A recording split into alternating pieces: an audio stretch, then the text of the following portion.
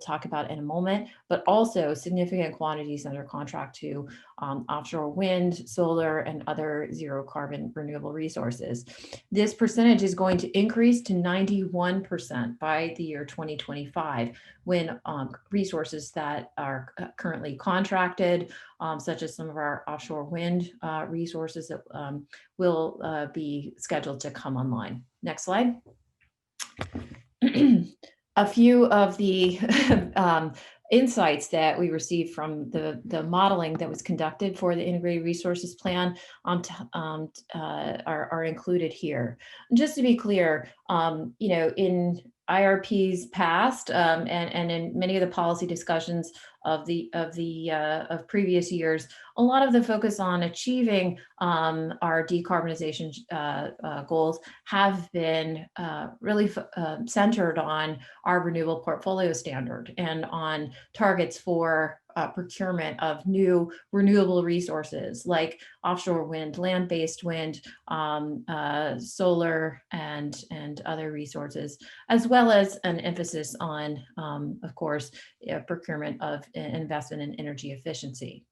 The need for new renewable resources continues to be a highlight of our resource planning to achieve a 100% zero emission energy supply by 2040.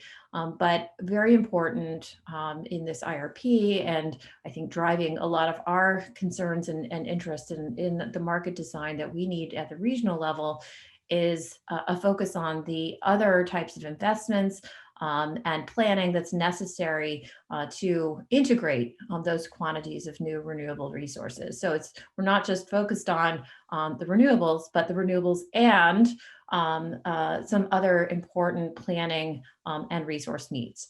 So these I'll describe them as contingencies here, but the amount of renewables that we'll need are very much related to the pace of electrification that occurs for the buildings and transportation sector, respecting that we have the economy-wide greenhouse gas emission targets.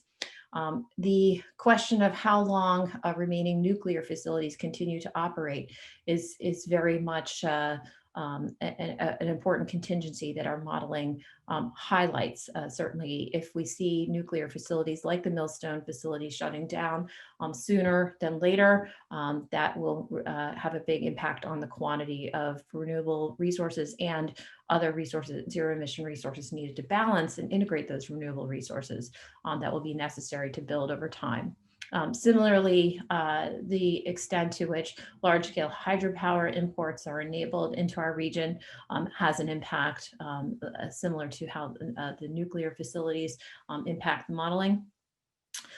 Our modeling also highlights the impact that transmission constraints have on limiting the operation, the delivery, increasing the spillage of renewable resources. Our grid is simply not built out currently to maximize the delivery and efficient delivery of renewable resources that are located in places that the grid has just not historically been built out to serve. And so progress in removing transmission constraints, as well as integrating distributed energy resources, has a major impact on the quantity of renewable resources that will be needed to meet our zero emission goal. And finally, progress in deploying zero emission resources that can help to operate when the wind isn't blowing, when the sun isn't shining, is another important contingency that has to be addressed. And those resources include things like storage and demand response, energy efficiency. Next slide. So another major objective for the state of Connecticut for our energy supply is to ensure that we can secure the benefits of competition and minimize risks to ratepayers in the design of our energy markets. With apologies to Twitter memes that are floating around these days, I'll say that 2 decades ago, Connecticut, like many of our New England neighbors, committed to deregulating our power sector. We caused our electric utilities to divest their generation resources and chose to rely on a regional jurisdictional wholesale electricity market to meet our energy supply needs. And the goal of doing that was to obtain lower cost electricity through competitive markets and to insulate ratepayers from risks of stranded costs. Unfortunately, as detailed in our IRP, we feel that we still have not received some of those benefits of competition, as particularly as our energy supply needs center increasingly on the need for clean energy resources. In our perspective in Connecticut, the ICE New England market rules have been designed around the investment needs of natural gas resources, which has caused reliability risks due to the over-reliance on natural gas. That has been a particularly acute problem that Connecticut ratepayers are experiencing now on their energy bills, as Connecticut had to intervene to prevent the Millstone nuclear facility from retiring prematurely, placing the regional grid at risk of potential reliability problems, as well as an increase in greenhouse gas emissions of 25% that would have occurred at the regional level had that resource retired. And Connecticut ratepayers are currently bearing all of the costs of that contract, which again is in direct contradiction to our original aims of insulating ratepayers from risks of uneconomic investment. And Connecticut also, like many states, has had to contract outside the ICE New England market to secure clean energy resources that we need to meet our clean energy mandates. See the previous slide with 91% of our energy supply being procured through our long-term contracts, again, to meet these goals. And finally, our IRP details concerns around the gradual erosion of our state's authority under the Federal Power Act to choose our preferred source of generation. Next slide. The combination of the concerns that we have on the first two objectives has contributed to challenges for affordability, equity, and environmental justice. As we consider that Connecticut is, like some states in the Northeast, have really struggled with some of the highest electricity rates in the continental US. We experience these impacts directly on consumers of having these conflicts or mismatches between our participation in the wholesale electricity market and our state clean energy mandates. And you see that reflected here in volatility that we experience in our generation rates due to the over-reliance on natural gas, as well as the fact that Connecticut ratepayers are now paying both for energy supply through their generation rates, but also for clean energy supply and to backstop the reliability of the grid with the Millstone contract through contracts that are paid for in our distribution rates, which have been increasing at pace over time. Next slide. A fourth objective that's really important to bring into this discussion as well is around the optimal use of generation sites, which is something that we've always been required to look at in our integrated resource plan. Connecticut today, by contrast to in 1998 when we deregulated, Connecticut now is a net exporter of generation to the rest of the New England region. This includes both continuing to host a significant amount of fossil resources that were operating prior to deregulation, but also Connecticut, because of our location, having a lot of gas pipeline infrastructure and transmission infrastructure in the state, we've become a natural place for many power plant operators to develop new facilities. Many environmental justice communities are disproportionately impacted in our state by pollution from power plants. 23 of the state's 54 large fossil fuel generating units are located in environmental justice communities. Some of these units are emitting, quite old, pre-1960s units that run on oil, for example, and they contribute an outsized share of NOx emissions that impact air quality in our state. And so this is one of the reasons why it's so important for us to have a market design that is not only supporting the development of new renewable resources, but also centered on build out of and integration of zero emission resources like storage, demand response, and other types of resources that can replace oil units as the optimal technology to help maintain reliability for the energy grid. It's critical for our ratepayers. It's especially critical for communities in the state that are burdened by air quality challenges. And with that, I think that's our last slide here for Connecticut. So I'm pleased turn it over to our our neighbor in the alphabet. I believe who is up next here? That is Maine. That is Maine. Thank you. I was doing some quick alphabetical order. I'll turn it over to you, Dan. Maine, then Mass, I believe, is next. So thanks, Katie. Again, I'm Dan Burgess. I'm the director of the Governor's Energy Office. I'm assuming you can see my screen, so I'm just going to keep rolling. So I think Governor Mills has been in office for will be 2 years or in a few days, and she has prioritized combating climate change and advancing clean energy since coming into office. And what I'm going to talk about is the progress that has been made over the past couple of years, some key policies that are in place which are driving our energy policy, and then also some of the modeling that was recently done as a part of our recently published climate action plan. So first and foremost, Maine has a few goals in statute and executive order that are important to understand. The first is a requirement that we achieve 45% emissions reductions from 1990 levels by 2030 and 80% by 2050. The governor's also signed an executive order for the state to achieve carbon neutrality by 2045. And so when thinking about the context of our energy system, those are our new laws and executive orders that are on the books over the last 2 years.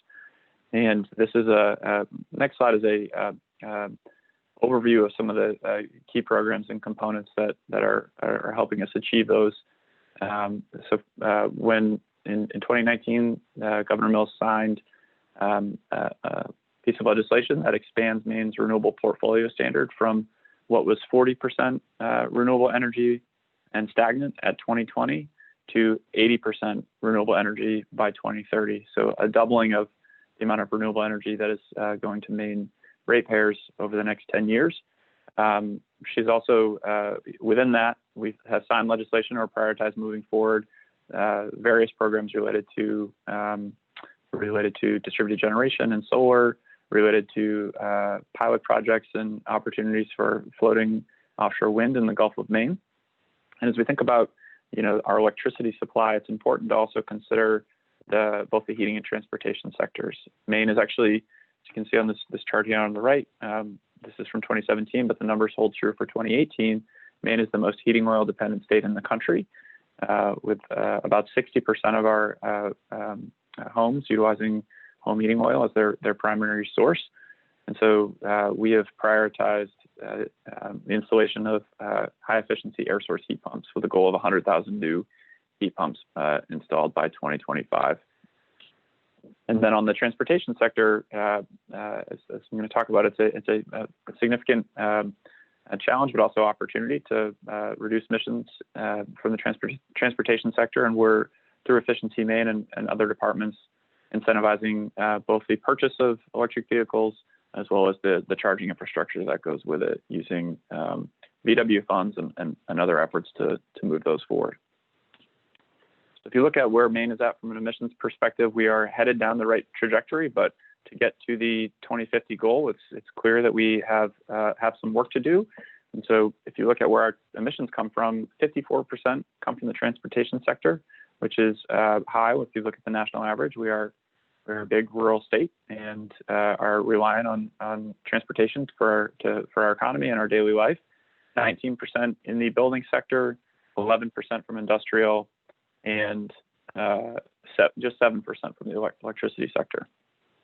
And so as when the governor signed the legislation mandating emissions reductions, a climate council was created back in October of 2019. It was formed, 35 plus members on a climate council that were then split into different working groups to suggest and recommend policies that can help Maine achieve these ambitious targets in a 4-year action plan. And the plan goals were to, again, reduce Maine's emissions, avoid impacts and costs of inaction, foster economic opportunity and prosperity, and advance equity through our climate response. And I'm not going to go through each and every all of these in particular. We have the climate plan online because I want to get to briefly some of the modeling before I turn it over to the team at Mass. But the three that I think are important for consideration are A, embracing the future of transportation. So looking at opportunities to electrify, to increase efficiency, to reduce vehicle miles traveled. And then B, to modernize Maine's building systems. So as we have, those two big sectors that are driving the emissions, and a lower electricity sector emissions, as we electrify and add more demand onto the grid, it's important that we've got the clean energy resources behind or to supply those increases in electrification. And again, I'm going to skip through exactly the kind of details within each of those to save folks time. But I do want to point out some modeling that was done for our plan. You can see this from the heating and transportation sector. Modeling showed that in order to meet our 2030 targets, we needed to see a significant increase in electric vehicles. We needed to see, and that is of the lighter new duty. We're currently at kind of under half a percentage point of the makeup of our vehicle fleet in Maine is electric, and so this is a significant growth in electric vehicles over the next 10 years. And then we are looking at a doubling of the amount of homes weatherized in the state, and an even greater advance on heat pump installation. And so as we look to move that forward, it's clear that we're going to need the electricity resources behind it to help support it. So modeling that was done in parallel that doesn't match one-to-one with the numbers that I just showed does show that you have two different policy scenarios that were modeled. One was a baseline scenario, kind of if we just continue the path as we're going, and a decarbonization scenario, which is a more aggressive electrification scenario, shows that we will need to see continued growth in wind installation. We're currently under 100 megawatts of solar installed in Maine, looking at a 10x of that for DG, and then some continued growth in other storage. And then by 2050, the numbers continue to be greater. So we're looking at a large increase in wind, both on and offshore. So primarily this model shows onshore for economic reasons, a growth in solar, and a really significant uptick in storage. And so that is, that's 30 years away, and this is just a projection, but I think is in line with, much of what you're hearing from other states and otherwise. And so I'm going to end there by just asking, or by pointing folks to two reports. This one on the right, Maine Won't Wait, is the 4-year climate action plan that was released and is on our website. And then at the same time, about a month before, we released a Strengthening Maine's Clean Energy Economy plan, which talks about the economic opportunity that comes with addressing climate change. And in releasing the report, the governor called for a doubling of Maine's clean energy jobs over the next decade. And so wanted to end with that. And I'm happy to take questions offline, but we'll leave it at that and turn it over to the Mass team. Great. And I know we have one hand raised among the attendees. If you can, it's helpful if you can put your questions or comments into the Q&A feature, and then we'll, after we go through the presentations, we'll check time if we have the ability to respond to some of these questions. But thanks for everyone's participation. Over to Massachusetts. Great. Thank you very much.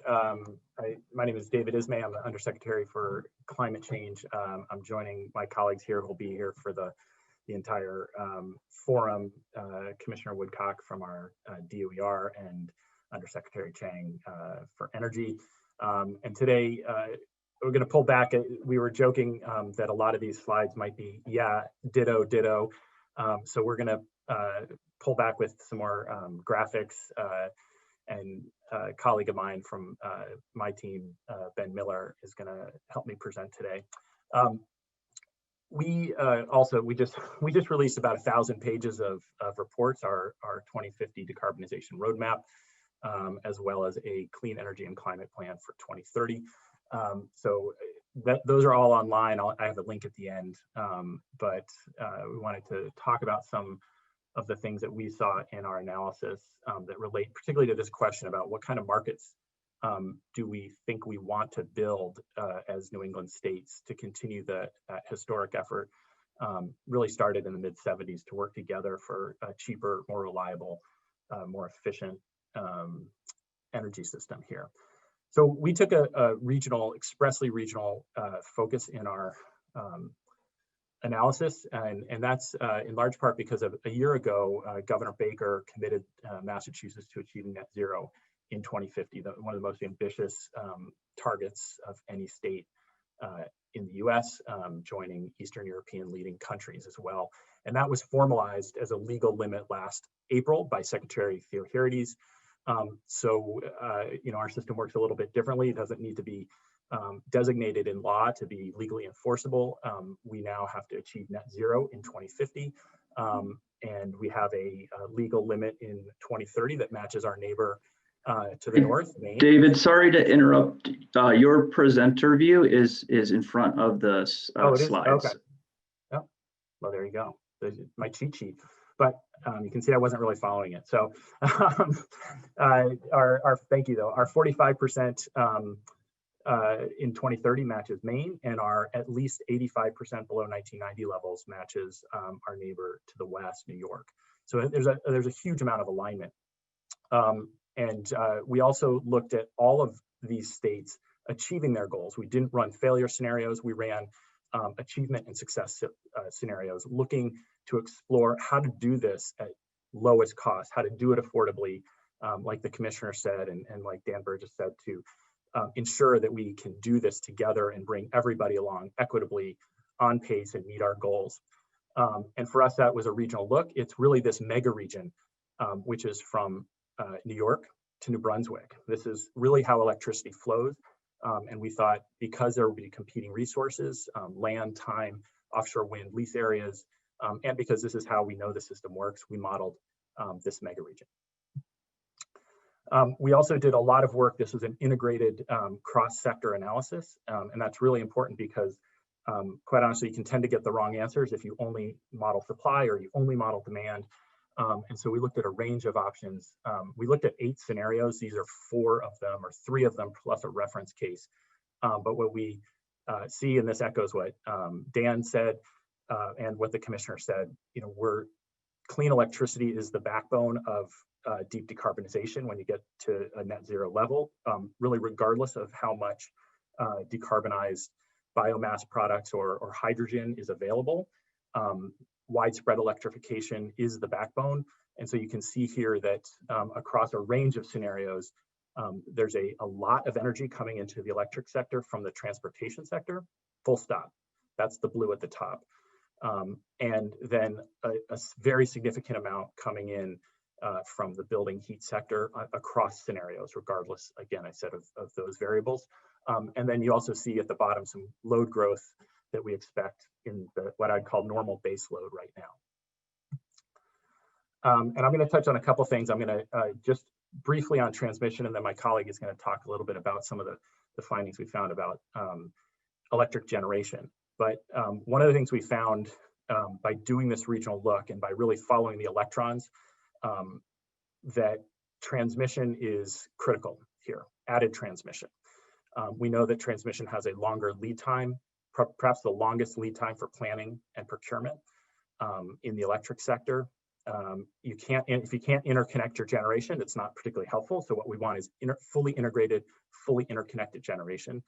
And we were really interested in letting transmission compete, if you will, with new generation, with reliability resource as a resource itself. What can we get on cost? What can we get on reliability when transmission is not thought of afterwards as something that you need to connect generation with, but as part of an integrated system. And what we found was really interesting, that we couldn't really find a scenario. Again, we didn't test a lot of failure scenarios, but across every single scenario we ran, every variable we moved, we found that additional transmission lowered total system costs, and it lowered the delivered energy cost to businesses and families in Massachusetts, in New England, and across the Northeast.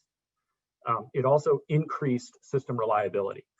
And what we're talking about here in an ultra clean grid, regardless of whether it's 100% renewable or 80% renewable or 75% renewable, that added transmission and sharing across a balanced portfolio of type and geography with robust transmission not only gets you a cheaper system, it gets you a more reliable system.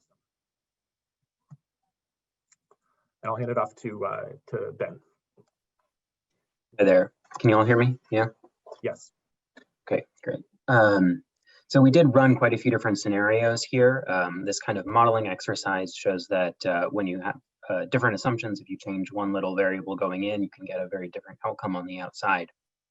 The scenarios that we ran tended to look at what would happen if you change the cost of certain resources or constraining the availability of certain resources. On the far left, the scenario that we call all options is sort of the least constrained mid-range estimates for as many different variables as we could get.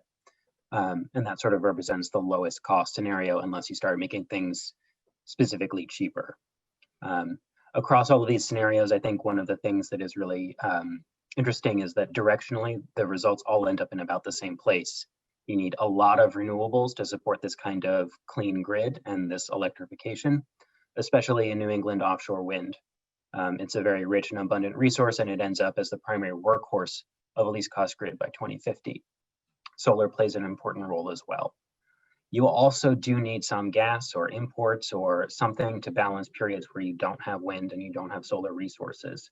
And in fact, if you look at two of the constrained scenarios in the middle, where we were unable to build as much offshore wind as the model wanted to, or where you specifically retire thermal generating capacity, you see that other resources need to come in to compensate. And that would be, in the no thermal case, additional ground mounted solar, which is paired with storage that supplies balancing and reliability services. Or if you constrain offshore wind build out, you need additional nuclear. That's that little sort of green wedge at the bottom that ticks up. And that's providing new clean base load.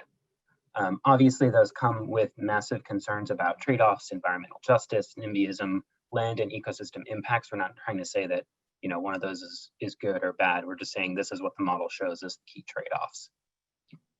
David, could you go to the next slide? Because this is a state-by-state conference, we did want to show off that we did model this at the state level as well. So this is the same all option scenario that was before on the far left, that least cost, but broken out state by state. When we say state, what we mean here is in-state generation, not necessarily resource allocation or contractual obligations, procurements, things like that. For offshore wind particularly, because that's not in any particular state, the jurisdiction refers to where the power is onshored. So for example, you'll see if you look at Connecticut, very little actual offshore wind build out, simply reflecting that most of the offshore wind the model expects would be built in, quote, Rhode Island waters and then transmitted. And you can see in the Rhode Island wedge, additional transmission that sends essentially that offshore wind directly to Connecticut. Similarly, you see a big build out of solar in northern New England, New Hampshire, that is exported south. Again, this sort of drives home the need for the regions to all work collaboratively, work together to really ensure that the system operates efficiently and effectively. Next slide, David. That is enormous amount of resources that are built. I think that that's a key thing that we should really take away here is just the enormity of the work to be done. This is again the all options case, and it's showing capacity build out over the next 30 years. Again, a lot of different resources coming online: onshore wind, offshore wind, fixed, floating, rooftop, ground mount solar, imports from hydro imports from Quebec, things like that. All of them are needed. A diverse and balanced portfolio is really what helps to drive the lowest cost, most reliable grid. I want to note, following Connecticut's presentation, that the model found that maintaining nuclear capacity through 2050 was extremely cost effective. It also found that maintaining gas capacity is helpful to balance the grid. That doesn't necessarily mean growing gas capacity, but it also means that maintaining it is extremely helpful for reliability. And then finally, at the very top, you'll notice that there are two key elements that are not generating resources. That's storage and flexible load and demand response. I guess that's three. So these are key resources and products that the ISO market might want to look at, which drive reliability in the system and drive the system to be efficient and optimized. So it's more than just building out, new turbines, new wires, new things like that. There are also capabilities and products that need to be brought in as well. I'm going to hand this back to David. I think he's going to show his favorite slide and it's my favorite slide. Yeah, next to the one, thanks Ben, next to the one that Ben just showed. And the reason it's really my favorite is because, like the last slide, it shows the range of resources that we're talking about. And for this particular discussion, the reason I really wanted to show both of these slides was, as we're looking to build, to either reform, build new markets, to extend our wholesale market cooperation, we're talking much more about this old term, which is really a base load coal term of capacity. That is important. It is, you do need to have something that can generate sufficient electrons, but there's more than just that term. And balancing can mean a lot of things to a lot of people. What we're really seeing is that the balance of geography, type, and interconnection takes care of most of the variability concerns hour to hour. These are things that the ISO and other grid operators are supremely good already at doing, balancing lots of resources across a region hour to hour, minute to minute, dispatching them or curtailing them. But we did find one that's pretty interesting, and that's in a system that is heavily reliant on offshore wind, as we think would be a good least cost option. We're not picking winners and losers. This is a great resource. It's right off our coast. So that's sort of a no-brainer why it's popping up as a potential good thing to build a lot of from just a power perspective. But there are days, we found about 12 days across the 2011, 2012 weather years where this amazing resource just wasn't around all that much. And so what you're seeing here is on the left, February 1st, that top wedge, you've got generation on top and load on the bottom. And this is all the offshore wind that's out there on February 1st. And then you can see 2 weeks later, there's almost no offshore wind roughly in the Massachusetts, in the Northeast waters for many hours. There's the wind right there, but there just isn't that much. And these can come in 1 day increments, they can come in half-day increments, or we've seen them in, and this again, just weather data that we've looked at from real world weather, up to 3 days. And so it's this kind of, and in this scenario, what the model indicates is there would be it could be a least cost resource to use the most efficient gas plants that we have now, if we can build markets again. But we need to build them. We need to know what we're building them for. So here, this isn't a market to keep gas plants around. This is a market for a specific new reliability service. And I think if we think about it that way, we can build markets that can procure this service at least cost. And that service, and we ran scenarios that demonstrated that gas plants could serve that, so could storage. So I think what we want to do is, there's no necessity there. There's a necessity for a resource that can do that. And that's reliable, but we can build markets. And that's really what is so exciting about this forum, is trying to understand what markets we need to do that big ramp up that Ben talked about, and then some new things that we've just never done before, like these reliability services. That's all I have. Thanks very much for having us. Let me try and stop sliding. There we go. And I know David and Ben, we had 2 quick questions that came in. I don't know if it's possible to briefly respond, or you could respond in the Q&A from Peter Shattuck and from Dick Brooks about your really exciting modeling. Sure, happy to do it either way, Commissioner, either right now or later. Let's see, why don't we, I know we're a little tight on time, so maybe if you want to try to respond in the Q&A, I think you can type an answer possibly, or we can do it at the end. Okay, that's great. All right, so delighted to move next in the alphabet. I have now figured out the alphabetical order to the great state of New Hampshire, and Commissioner Kate Bailey, who's joining us. Good morning, everyone. One of these states is not like the other. I'm Kate Bailey from New Hampshire. I'm a commissioner at the Public Utilities Commission, and I also am the NESCO manager for New Hampshire. Before I begin, I have to say that my remarks are my own and not necessarily those of the commission, the governor, or any New Hampshire body or official. I'm here today to share with you my thoughts on how New Hampshire might be able to support reform of New England's wholesale electricity markets to achieve state's clean energy and carbon reduction laws. I'll begin by noting that New Hampshire has been a strong and consistent supporter of efficient power markets, primarily because that's the best way to minimize the costs consumers pay while maintaining system reliability. That doesn't mean the state does not care about the environment. Like other New England states, New Hampshire participates in RGGI, has implemented an RPS, and funds energy efficiency programs. Nor does it mean that the state is opposed to wholesale market reforms designed to satisfy criteria other than strict least cost. As New Hampshire's support for the vision statement shows, the state truly believes it is possible to reform the ISO's markets in a way that helps states achieve their clean energy laws, although there are important differences between New Hampshire laws and the laws of other states. Unlike other states, New Hampshire does not have a legislative mandate to reduce carbon emissions significantly by mid-century. And that fact limits our ability to support any market reform proposal that is likely to increase the rates of New Hampshire consumers in order to achieve other states' clean energy laws.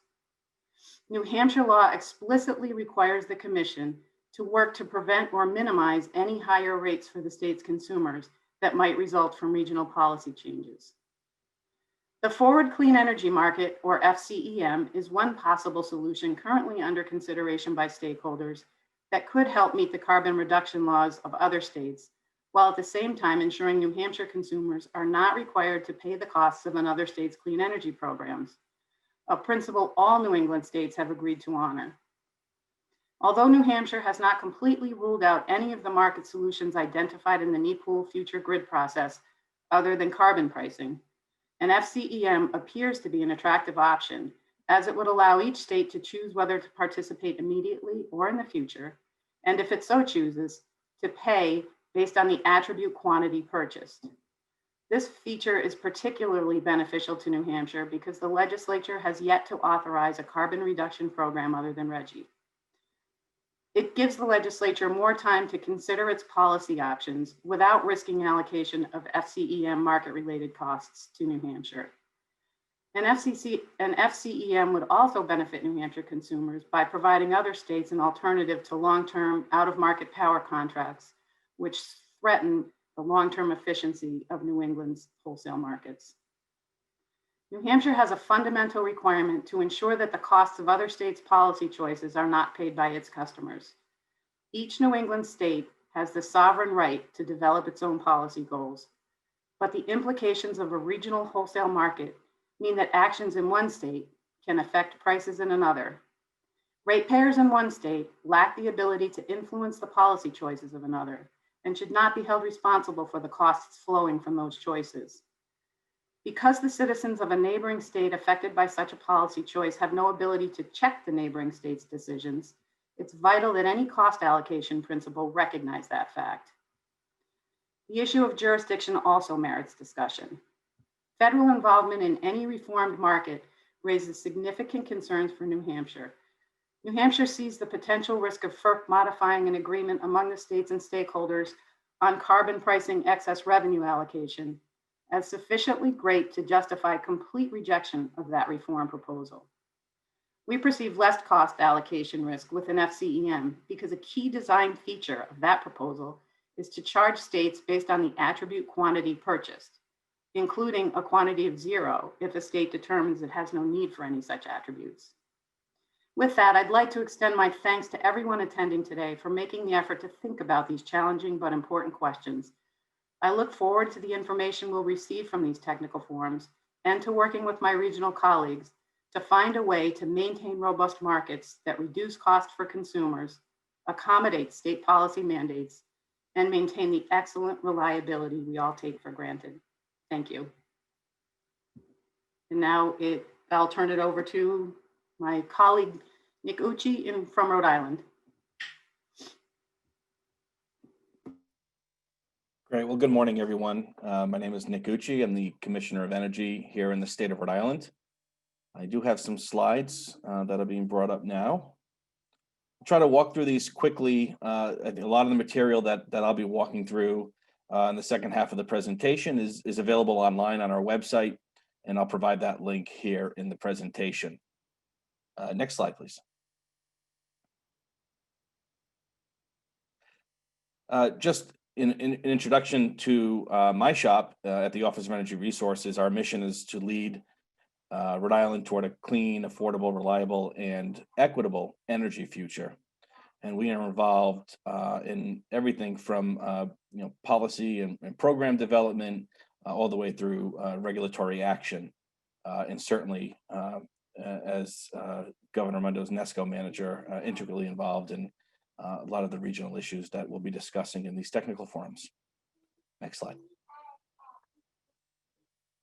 So like many of our sister states here in the region, we do have greenhouse gas emission reduction targets that top out at 80% reduction by 2050. That's relatively consistent with the other states, and we are acting accordingly. We have established several years ago a Executive Climate Change Council to help coordinate related activities across government. And we are working collaboratively with our electric distribution utility, National Grid, and other vital stakeholders, public and private, to ensure that Rhode Island is successful in meeting this goal. I'd add that we're a tiny state. We have 400 miles of coastline, and certainly as our brothers and sisters along the coast can attest, we are in the front line of the impacts of this global phenomenon. Next slide, please. So in general, I think this is reflective of the trend across the region over the past decade or so. I think the region has been successful in reducing emissions from the electric sector in particular. Here in Rhode Island, it accounts for about 25% of our emissions, but it had been much higher in decades past. So we're glad about that, of course, but we have a lot more work to do. Moreover, as we know, the decarbonization of other critical economic sectors, particularly heating and transportation, will be dependent upon a largely decarbonized electric grid in order to enable the economy-wide reductions that we are after. Next slide.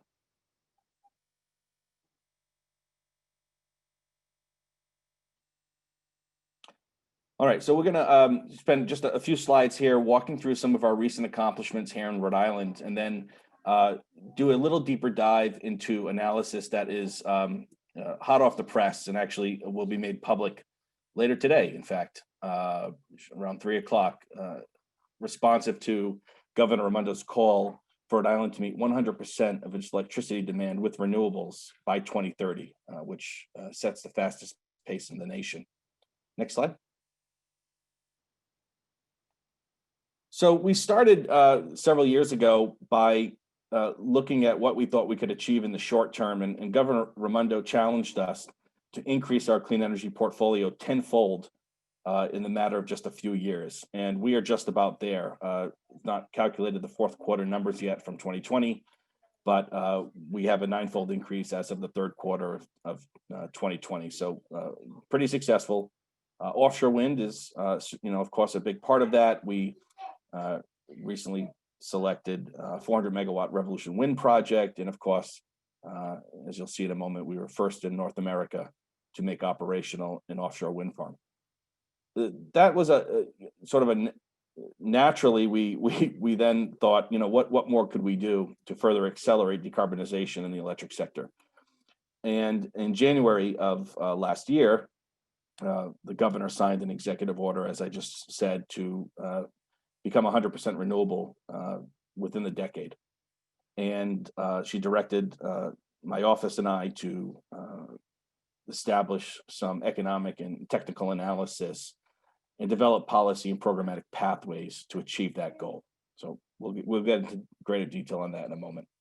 Rhode Island is, an active member in the Regional Greenhouse Gas Initiative. We're examining carbon pricing opportunities. We have a study that should be released shortly on that as well.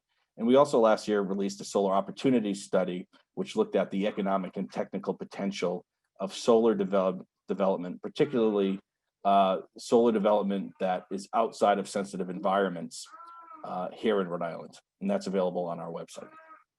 Next slide. I covered most of this material already.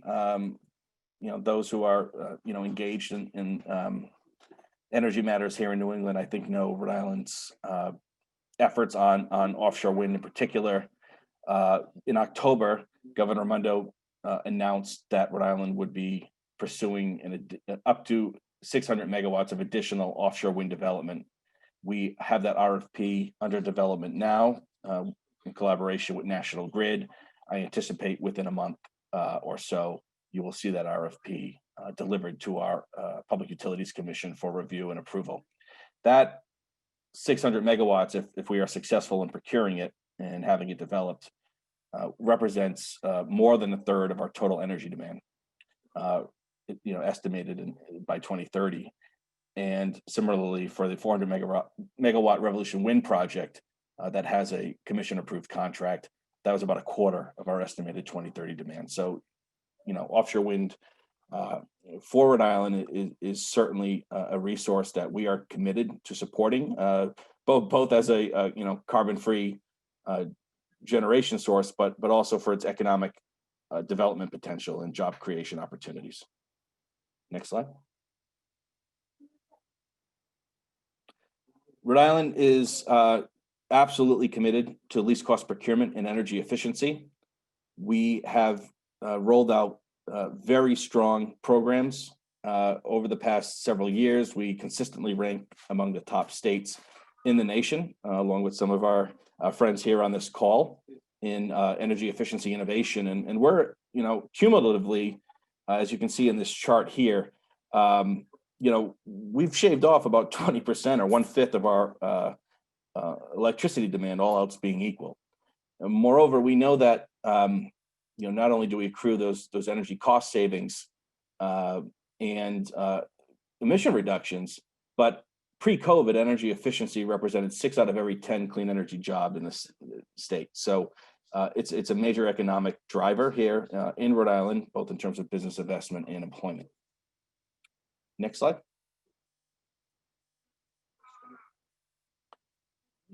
Another area where I think we've done some really cutting edge work is around the heating sector. So I think, to be honest with ourselves, transportation and heating has been much more difficult to make progress on in terms of decarbonization. And so last year we released a report pursuant to another executive order by the governor that examined pathways and the economics around transforming the heating sector and beginning to robustly reduce carbon from thermal applications. And our report is online. I really encourage everybody to take a look.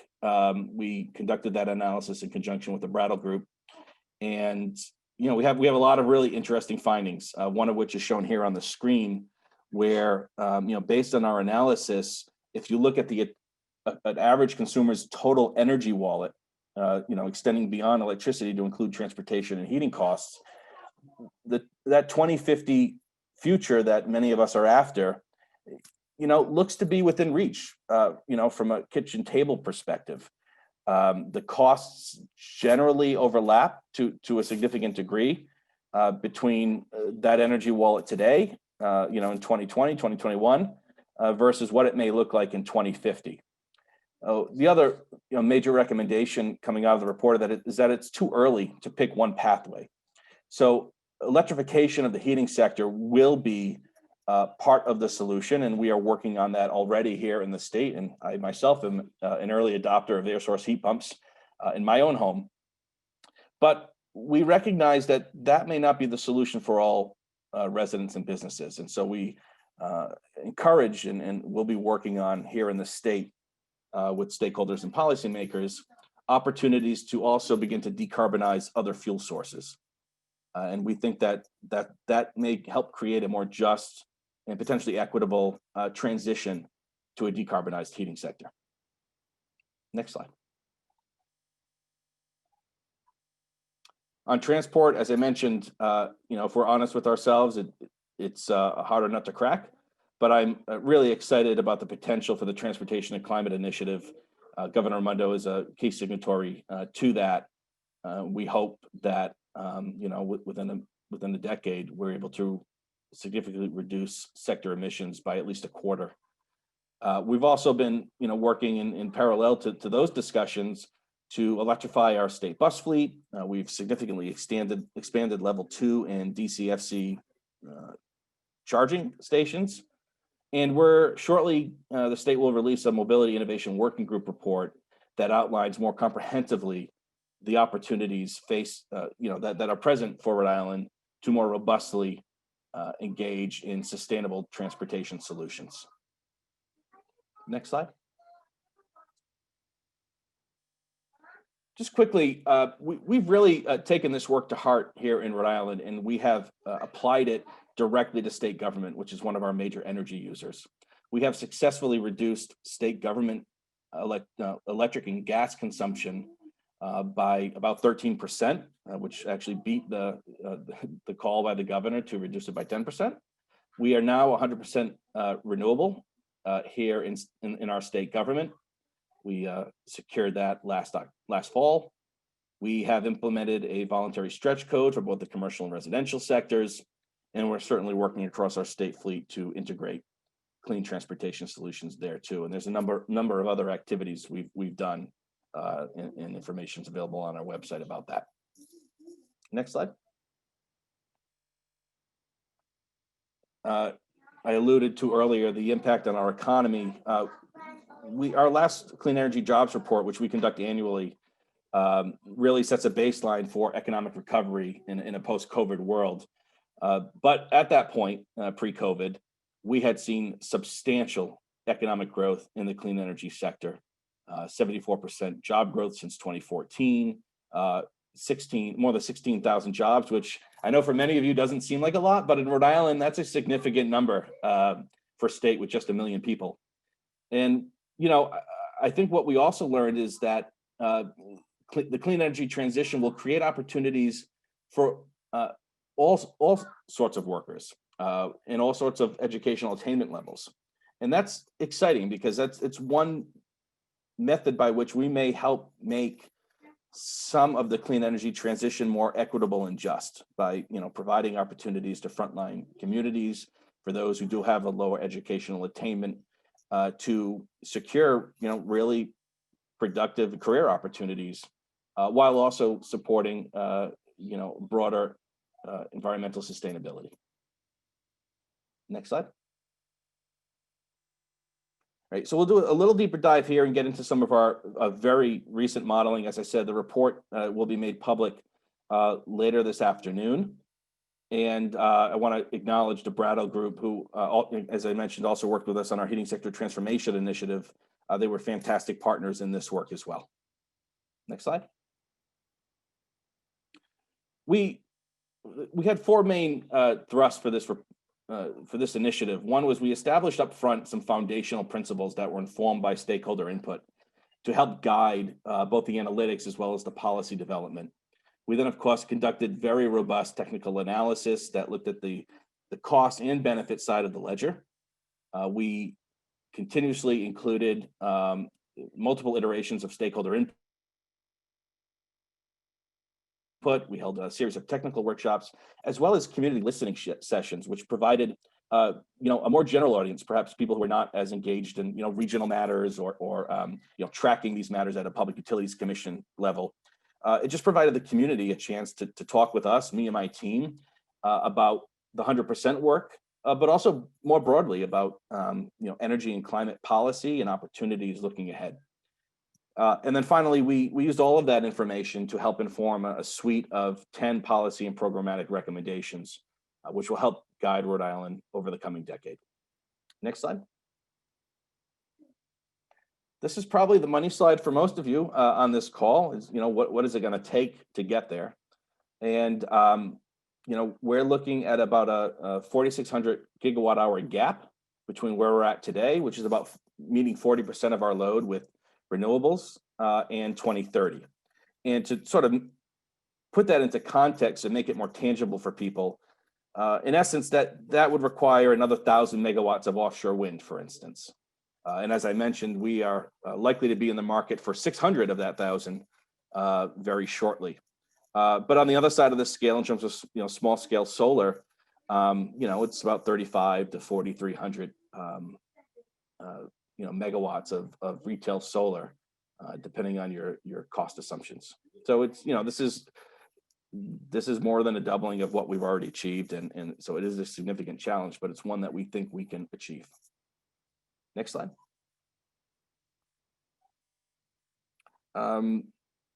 Again, we learned a lot through this project. It's been incredibly valuable for us and my team, but I also hope the community.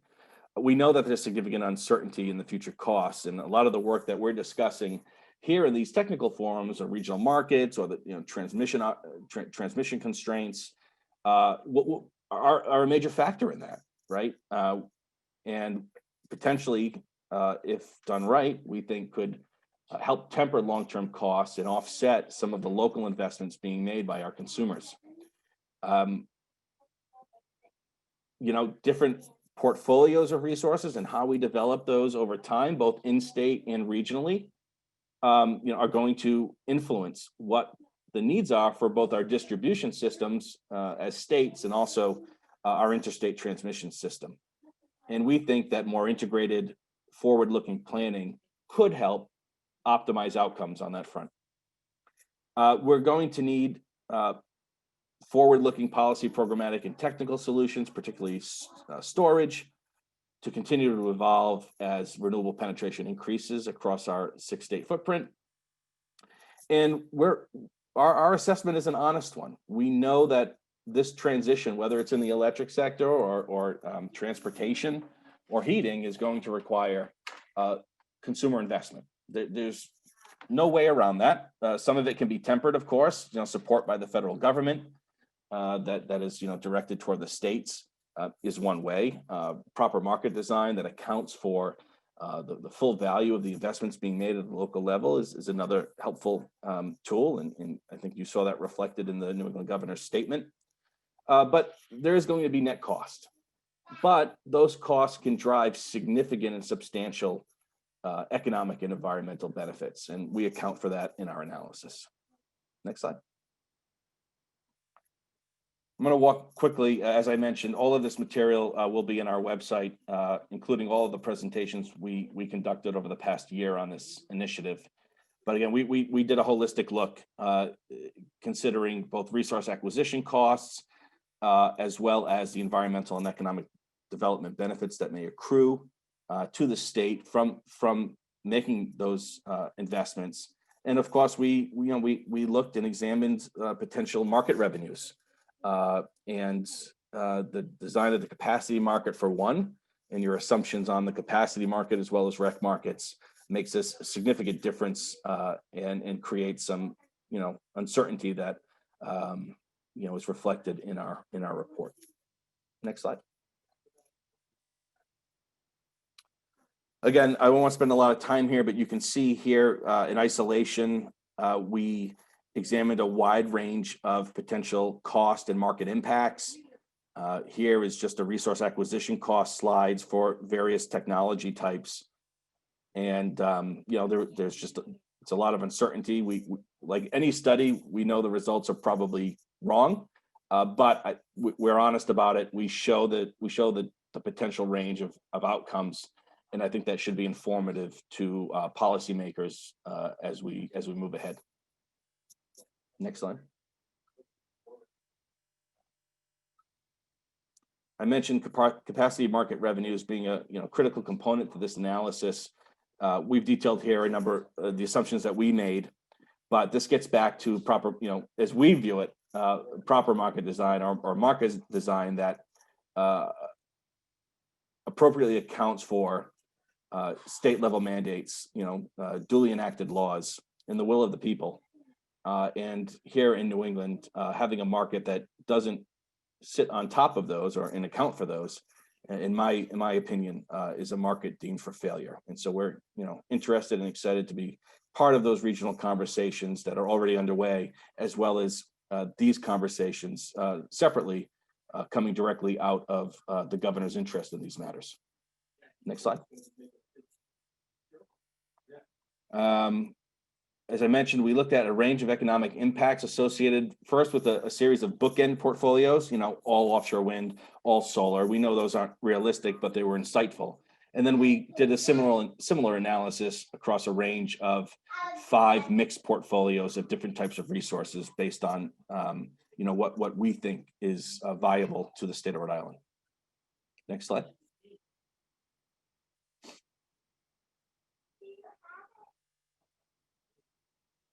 As I mentioned, we had 10 major policy planning and equity-based recommendations coming out of the report. Primary among them was to pursue a 100% renewable energy standard, and I suspect that you may see that forthcoming in the next couple of months. Also to extend our least cost procurement and energy efficiency mandates, which is by far the lowest cost means to reduce carbon and energy consumption that we have available to us. On the planning side, we are looking for ways to reduce risks and increase flexibility across the grid and optimize integration of renewables, both at the distribution and transmission levels. And finally, we really have worked hard and have been in close contact with the community, to educate ourselves, to understand what equity means and what are the outcomes that we need to deliver on based upon community input. But really to listen and to take that information and understand how we might integrate it into policy and programmatic designs to deliver on a more equitable energy future. Next slide. All right, that's it. I don't know if I went a little over. I'm sorry for that, but our website is there. And welcome anybody on this call who wants additional information to reach out to me personally. My team and I are happy to discuss with you and any of your thoughts or considerations or inputs moving forward. So thank you all. Fantastic. Thank you, Nick. And I think as we round out the states, last but definitely not least is Vermont, represented here by Ed McNamara. Welcome, Ed. Thanks, Katie. So given the time, I'm going to fly through this pretty quickly. So Ed McNamara, I'm Director of Planning for Department of Public Service. We are the agency that's responsible for energy planning, and we're also the ratepayer advocate as well. The timing of our modeling efforts are out of sync with most of the other states here. We do a comprehensive energy plan every 6 years. The last published one was 2016. And our CEP addresses all sectors, not just electricity. So the 2016 CEP set a goal of 90% renewable by 2050 across all sectors. The analysis looked at GHG emissions, and when you look at, if you ever drive up to Vermont to go skiing, you'll notice we're rural, we're cold, and we have a lot of cows, and our GHG emissions reflect that. Primarily transportation is the largest GHG emitter, heating is the next, agriculture is the third, and electricity is fourth or fifth, depending on industrial emissions as well. So our 2016 CEP focused on the need to decarbonize transportation and heating, primarily through electrification. So I'll talk about very quickly 3 considerations related to electrification that were discussed. One is that the electricity, the fuel, must be sourced from renewable energy if you're going to decarbonize. 2, it must make economic sense for customers to switch to electrification. We have at least one electric utility in Vermont where, at least now and for the last year or so, fuel prices are so low that customers end up spending more if they put in a heat pump than if they continue to use fuel oil for heating. So any discussions on the electric sector need to focus on affordability. And then the third consideration is we need to manage the peak load. One of the worst outcomes that you can have of electrification is everybody comes home, plugs in their EV, their heat pumps cranking at 6 p.m. in the wintertime when there's no distributed solar and peak is going through the roof, significantly increasing infrastructure costs, capacity costs, and other costs to ratepayers. So to further the goals of electrification, we designed our renewable energy standard to require electric utilities to reduce fossil fuel usage for their customers, mostly through electrification, primarily incentives for EVs, for heat pumps. And we've also done some fairly specific but significant projects as well, expanding electric lines to really distributed sawmills and sugaring operations that were heavily reliant on diesel generators. So for us, for next steps, the next comprehensive energy plan is due in 2022. We're starting the work now. We're starting the modeling efforts right now as well. And also in 2020, Vermont passed its own Global Warming Solutions Act with GHG requirements that are roughly in line with the other states, 80% reduction by 2050 and interim goals by 2030 of about 40% as well. So there's a climate council newly formed that is tasked with creating a climate action plan by the end of this year. So we have a fair amount of work to do over the next year, but primarily it's going to be focused on electrification and the work that we need to do in the thermal and heating sectors, or sorry, the thermal and transportation sectors. So it's just high level. If anybody has any questions, happy to answer them. Great, thank you so much, Ed. I know we received one question from Dick Brooks, which is for the entire panel. I know we're over our time for this panel, but just briefly, it asks, will the market options going forward also accommodate community choice initiatives? For example, the recent Boston commitment to join a renewable buying alliance and the needs of green buyers, such as Walmart, McDonald's, Starbucks, and many others. I don't know if anyone had a quick answer to that, but I'm happy to say from Connecticut's perspective, we highlighted in our integrated resource plan, for example, that the importance of being able to integrate and get maximum value out of customer side investments and resources, including distributed energy resources that could be supported through community choice aggregation approaches in different states. I know this is something we'll definitely have, it'd be great to talk more on in day 2 of the forum, but I don't know if anyone else had something they wanted to say on this one. David? I'll give a quick shot, Commissioner. Great. I think that what you're seeing from the states here is a commitment to regional markets.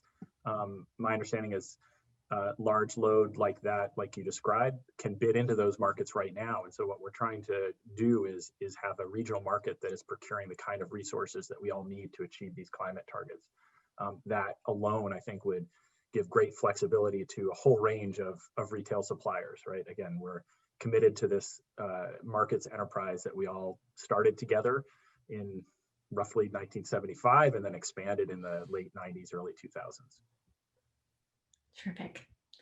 Well, with that, I don't see any other questions, and I just want to thank all of our terrific panelists, my colleagues in all of the states for providing these great presentations. I think for everyone who's participating today, it really gives you a flavor. There are a lot of things that we share in common.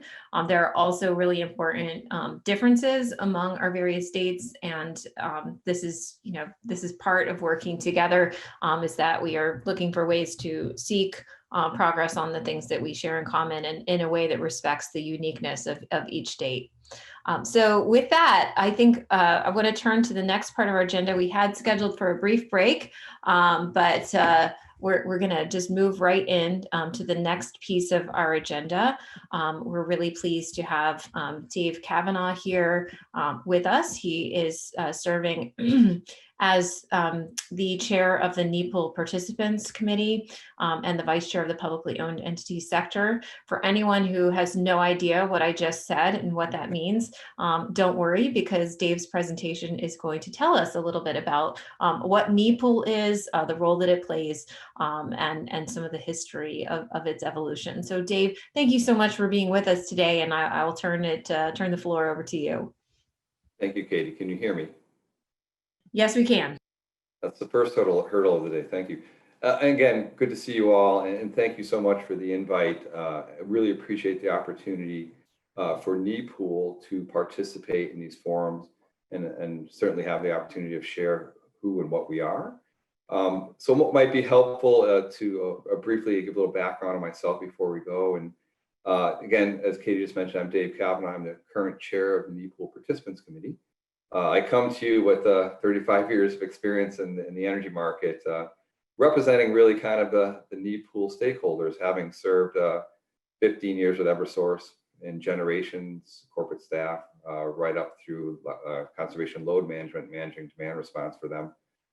13 years with ISO New England, and spending last years as a director of market services, supporting participation in the market and registering of resources and auditing those resources. With NRG, I spent 3 years as their director of regulatory in New England, managing their interface to the market, supporting commercial operations, and certainly supporting generation development, Canal 3 out on Cape Cod. And currently with Energy New England as their senior VP of regulatory. Energy New England is a cooperative that manages about 25 municipal power systems in New England. And we provide load power procurement, risk management, ISO settlement, EV programs we develop for our members, and energy efficiency, among other services. So varied background that kind of represents a broad segment of the NEPL stakeholders. So again, I thank you for your opportunity here. And as Katie mentioned, lastly, I am the vice chair of the publicly owned entity sector within NEPL. So look forward to providing some information on NEPL and some questions at the end. So again, thank you. So turning to the agenda, Sebastian, if you could go to, thank you, you're on slide 2 already, great. You know, who and what is NEPL? We'll give you a brief history of NEPL, its background, the relationships in the NEPL stakeholder process, and that's among ISO, NEPL, the states, and all other relationships, and the NEPL stakeholder process. And then we'll turn to current initiatives that are going on within NEPL, speaking to the Future Grid initiative and the 2 pieces that are therein, Future Grid and the reliability study therein, and the pathways to the future. So Sebastian, if you would, go to the next slide. So if you think about NEPL from its origins, it's about 50 years old and really was formed in 1971 in response to the Great Northeast Blackout of 1965. The New England Power Pool was formed to coordinate transition planning and to achieve economic and reliability benefits through coordinated regional dispatch of power. And when you think about that, yeah, NEPL members and its members voluntarily transformed the New England region into one of vertical integrated utilities that separately planned and operated the system to a tight power pool, really the first tight power pool in the region, which allowed members to coordinate their planning activities and agree upon a central dispatch that improved reliability and maximized cost savings to the region. So you went from these standalone utilities and then post the blackout to a tight power pool that formed NEPL that delivered benefits of reliability and cost savings under the old load central dispatch model that existed for many years and really delivered a lot of benefit to the region. Sebastian, if you go to the next slide, please. So the evolution of NEPL continues, and in 1997, NEPL contracted with ISO New England to support the formation of an operation and administration of the regional tariffs and market rules. May 1, 1999, the second effective date, the New England competitive markets went live. And for those that were around then, they remember that it was just energy and ancillary services. If I recall way back then, there's a little residual capacity market that existed as well. But it was basically a non-locational market for energy and ancillary services. And we move forward to 2005, There's where, following negotiations among NEPOOL members, state officials, and ISO, to form the RTO, the Regional Transmission Organization agreements for New England, NEPOOL turned over control of the tariff and the market rules to ISO New England. It's pivotal because up until 2005, NEPOOL had the rights under the Federal Power Act, Section 205, that allowed them to file tariff provisions that addressed, that were to be not unreasonable or unjust or unreasonable, nor discriminatory or violent. So that 205 right, with the formation of the RTO, NEPOOL transferred the 205 rights to ISO. Now ISO has the rights to file the tariff revisions. NEPOOL now sits in an advisory role, but has the stakeholder process to review such changes. We'll cover that more as we go forward. Sebastian, next slide, please.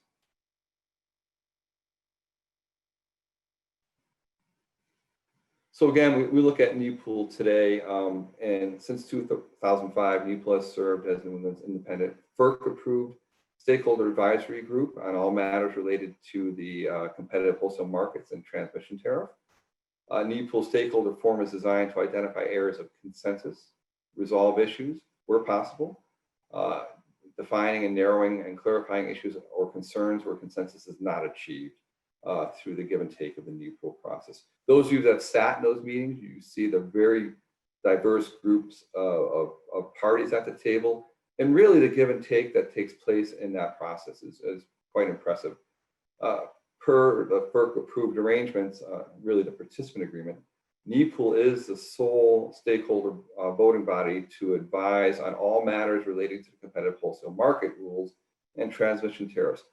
I just mentioned in 2005 with the formation of the RTO, NEPOOL relinquished its 205 rights, ceded them to ISO, but with the participant agreements, a contract between NEPOOL and ISO, NEPOOL derives its authority and requirement that ISO bring all tariff revisions through the stakeholder process to make sure it gets the benefit of regional input before they are filed with the commission. So that's where the stakeholder process derives its authority to operate in the fashion it does. Sebastian, next slide, please. So clearly, you look at the membership of NEPOOL, we're at over 510 members, and really it's a diverse set of stakeholders, end user organizations, transmission and distribution owners, publicly owned entity sector, and entities, as I just mentioned, MLPs, municipal light plants, suppliers and power marketers, financial marketers, demand response providers. We saw those evolve in early 2000s and grow to where they are today, developers, generators, market participant end users, and governance only end users. I say market participant end users. If you have a retail bill from a provider in New England, you can join NEPOOL. You have the right as an end user to join the NEPOOL process. And you can see, interestingly, while suppliers, the blue ones, have grown over time, generation is kind of static, and MLPs are kind of static. We don't create many municipal light plants anymore. They kind of stay static in their number. But what is interesting, since 2008, you see a dramatic rise in the alternative resource sector from 26 members up to 87. And that's certainly indicative of where the region's going and the resource mix is evolving to. But again, a good growth in membership, and that means more active participants bringing diverse views and interests to the stakeholder process. We also have NGOs such as the National Resource Defense Council, Environmental Defense Fund. There's a number of parties involved in this process and allows for robust discussions on matters of interest. Sebastian, if you would. Excuse me. So when you think about NEPOOL as an institution, 500 plus members, you have to have a leadership structure. And in that, as Katie introduced me, and as I mentioned, I'm currently the chair of the NEPOOL Participants Committee, and also serve as the vice chair of the publicly owned entity sector. We have Christina Ballou from vice chair of the end use sector, and Christina is the assistant attorney general in the Massachusetts Attorney General's Office for Ratepayer Advocacy. We have Nancy Chavez that represents suppliers, Frank Ettore from my electric company, who represents transmission. We have Michelle Gardner from NextEra Energy Resources in the generation sector. NextEra, of course, the largest developer of wind and solar resources in the country at the moment. We have Doug Hurley from Synapse Energy Associates, a principal there, and he represents the alternative resources. And so structurally as an organization, we see that the leadership is elected each year, and you can have turnover. We have Dave Dute as secretary to NEPOOL Participants Committee, and Sebastian Lombardi, who's driving the presentation, as assistant secretary there from Dave Pitney Law Firm. They maintain and preserve the continuity of the organization and assure that the ISO and NEPOOL are managing and participating and conducting themselves consistent with the agreements that are in place.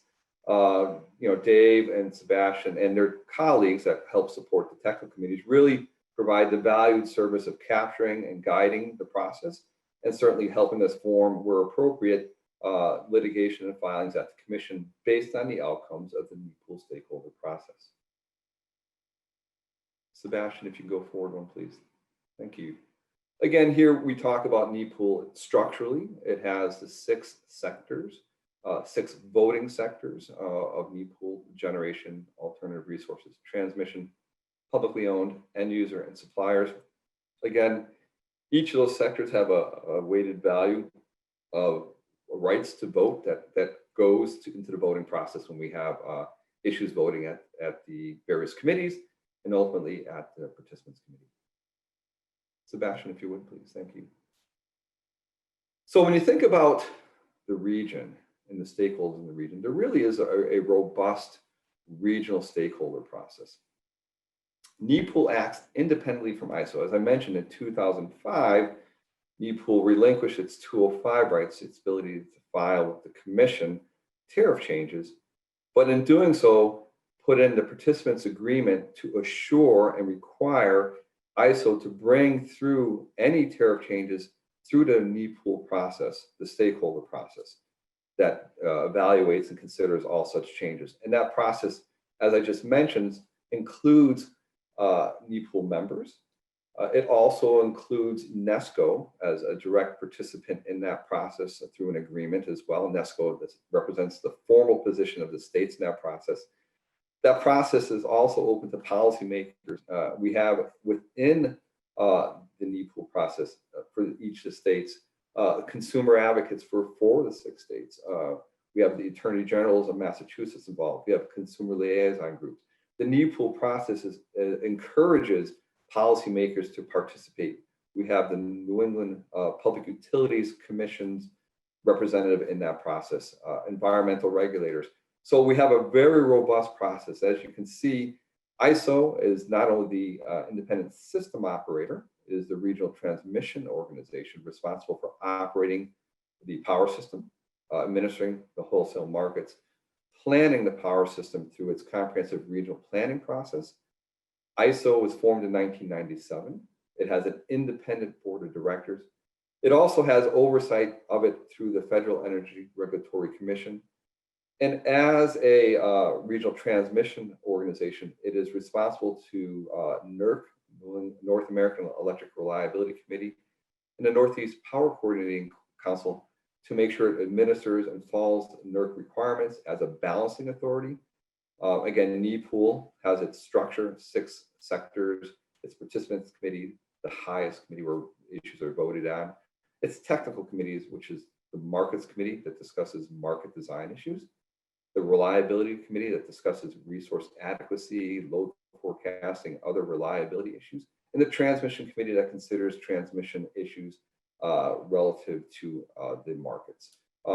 It has a budget and finance committee, which is very important in regards to assuring that the marketplace has a robust financial assurance policy protecting all market participants and the market, billing policies, and also reviews budgets for ISO, NESCO, and NEPOOL. And last, we have the membership committee that allows for the entry and exit of members into the members of NEPOOL and members of ISO. And again, I talked about the state's a very important member of our robust stakeholder process. And as I highlighted, NESCO provides a formal input into the stakeholder process as they sit on each and every committee and participate in the participants committee. But as mentioned, NEPOOL strongly encourages all policymakers to participate in the stakeholder process. Sebastian, if you will, thank you. So as I mentioned, we have a robust set of relationships, you know, the ISO, we have NEPOOL, we have NESCO. And, you know, when you look at those arrangements, those relationships, they are certainly governed by formal documentation. For NEPOOL members, it is the second restated NEPOOL agreement that is amongst the NEPOOL members. It defines the sectors, the voting requirements, and their participation at a high level. We have the participant agreement between NEPOOL members collectively and ISO. And again, that reflects the fact that in 2005, with the formation of the Regional Transmission Organization, NEPOOL transferred its filing rights to ISO. The participant agreement describes a number of conditions, including the requirement that ISO bring all and any proposed changes through the stakeholder process for review and debate, and ultimately a vote in advisory capacity. It also describes the engagement of NEPOOL and the Joint Nominating Committee for the selection and recommendation of board members for the ISO board. Looking at the NESCO, New England States Committee on Electricity Memorandum of Understanding, that is among and between NEPOOL, ISO, and NESCO, and that allows and supports NESCO's involvement in the stakeholder process, in that they sit on have the ability to sit on every committee that is in the process, and you know, they actively are involved in that process at the Reliability Committee, the Markets Committee, the Transmission Committee, and certainly at the Participants Committee. NESCO is a well-seasoned team that brings well thought out positions and debate to each of those forums, and we're certainly glad to have them involved in that process. Again, I emphasize that the Participants Committee in these processes, we encourage state involvement on multiple fronts in these processes. So if you will, pictorially, if you will, the arrangements as they are in play, you know, we have the ISO that administers the tariff and its general terms and conditions, financial insurance policies and billing, the open access transmission tariff that allows for transmission service. We have the market rules that really describe and dictate the functioning of the marketplace and the ISO funding mechanism for its budget. And then below that, we have certainly info policy and planning procedures, operating procedures, and the market manuals that give guidance to how members would participate in the marketplace. Excuse me. Sebastian, if you could go back to that slide for one moment. Thank you. You know, what's important here, of course, is NESCO sits right in the middle of all this, right? Through the Memorandum of Understanding, as I mentioned before, amongst and between ISO and NEPOOL and NESCO, is the state's ability to formally participate in the stakeholder process and bring forward issues or debate issues that are coming through there. And again, below that, you see the participant agreement that requires that ISO bring any and all changes into the NEPOOL process where NESCO is involved and where others are involved as well. And lastly, we look at the fact that the states have policies to administer, such as the RPS, and we have, NEPOOL has engaged for over 20 years a system, the NEPOOL Generation Information System, that tracks all the resources in the pool and as well as imports into the pool to help load meet their renewable portfolio standard requirements, provides a platform for capturing renewable energy credits and trading those such that members can certainly fulfill their obligations under the RPS. Sebastian, if you will, please.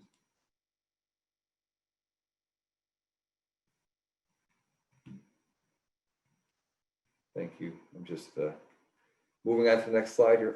Thank you, Sebastian. Again, the relationships in NEPOOL and those goals, you know, it really is to ensure the opportunities for meaningful stakeholder input in the regional decision-making process. allow informed participation, encourage ongoing market improvements, and provide a forum designed to maximize consensus among all stakeholders. For those of you that have participated in these processes, you see that topics that come through there generally are discussed a minimum of 3 times. It allows the stakeholders to hear it for the first time, then start considering what that means to them, do some analysis, come back and either A, agree with the proposal or start providing amendments to modify it in the direction they think is more appropriate. It's a robust process, does allow the involvement of the stakeholders and their experiences and knowledge to drive us towards consensus. It is really does look to leverage the value of a broad stakeholder community that includes, as I mentioned, suppliers, generators, end users, NGOs, public power, transmission, states through NESCO, or states themselves in the process where they include or decide to include the comments in any of those proceedings.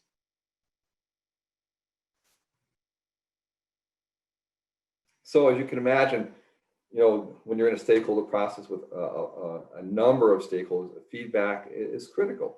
And we do have a feedback loop, and state participation is very critical to the success of the NEPOOL process. And through NEPOOL, informed and quality feedback is provided at all levels between and among the states and participants, regulators, representatives, ISO, and FERC. We have FERC does call in and listen to those meetings, as well as through proceedings we have feedback. Informal feedback, which is a combination of education on different positions, helps to identify areas of consensus and resolve a great many issues, while narrowing and clarifying areas where consensus is not achieved through the give and take of the process. Again, I mentioned that, if you participate in these discussions, you really hear some well-reasoned discussion. You get insights from other parties that you might not have contemplated. You have a sense of where they're coming from. You have the ability to take that give and take and consider that as you look to strike a balanced outcome that's best for the region. Formal NEPOOL feedback does culminate ultimately at a vote at the participants committee. So all the deliberations at the various committees, for lack of a more elegant description, percolates up to a final vote at the ultimate committee, which is the participants committee. And so we've seen that take place in various forms, and the feedback allows for really alternative designs, which we'll talk about a little later when I get to jump ball process. So looking at the the committees and stakeholder process, you really, as I mentioned, you have the lower level of this diagram, if you will.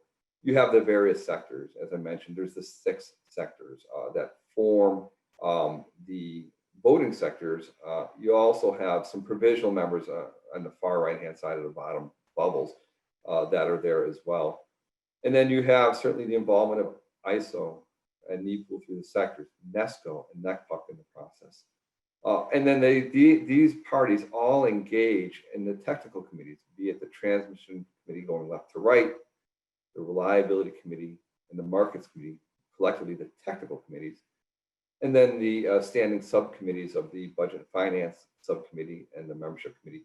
All these deliberations and issues are discussed in those stakeholder committees, leading to votes across those committees, at least on the technical committees, that result in recommendations to the participants committee to either support the amendments or the positions coming through, or to have continued debate at the participants committee for an ultimate resolution by the members. A very robust process. Sebastian. Thank you.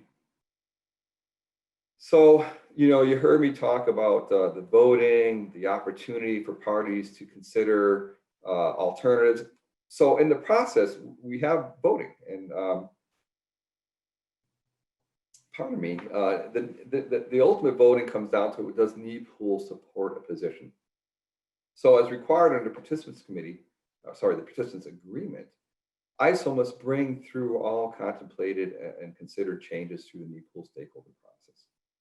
And in that, parties can either align themselves with the ISO proposal and ultimately lead to a vote of support by the NEPOOL Participants Committee.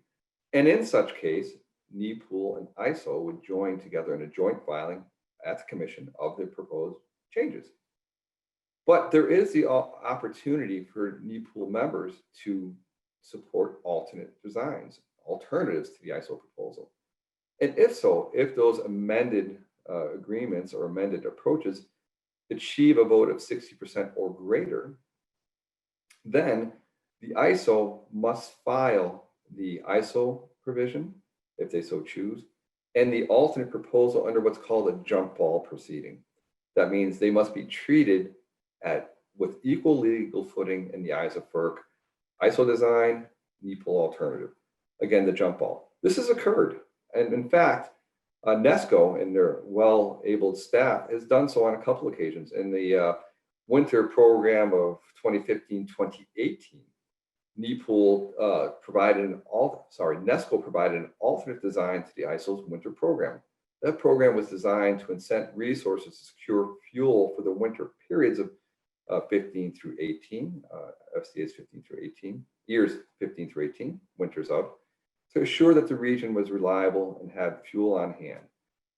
NESCO, through their work, came up with an alternate design, brought it through the NEPOOL stakeholder process, ended up having their alternate design accepted and ultimately approved with a greater than 60% vote at the participants committee, and ultimately led to a jump ball proceeding at FERC, where ISO had their design.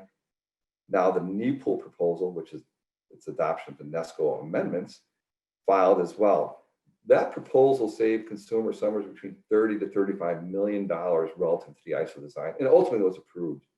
So NESCO, as a agent for the states, saw an opportunity, brought their developed proposals through. NEPOOL and its debates and deliberations saw the value of that proposal and ultimately approved it, forcing a jump ball filing.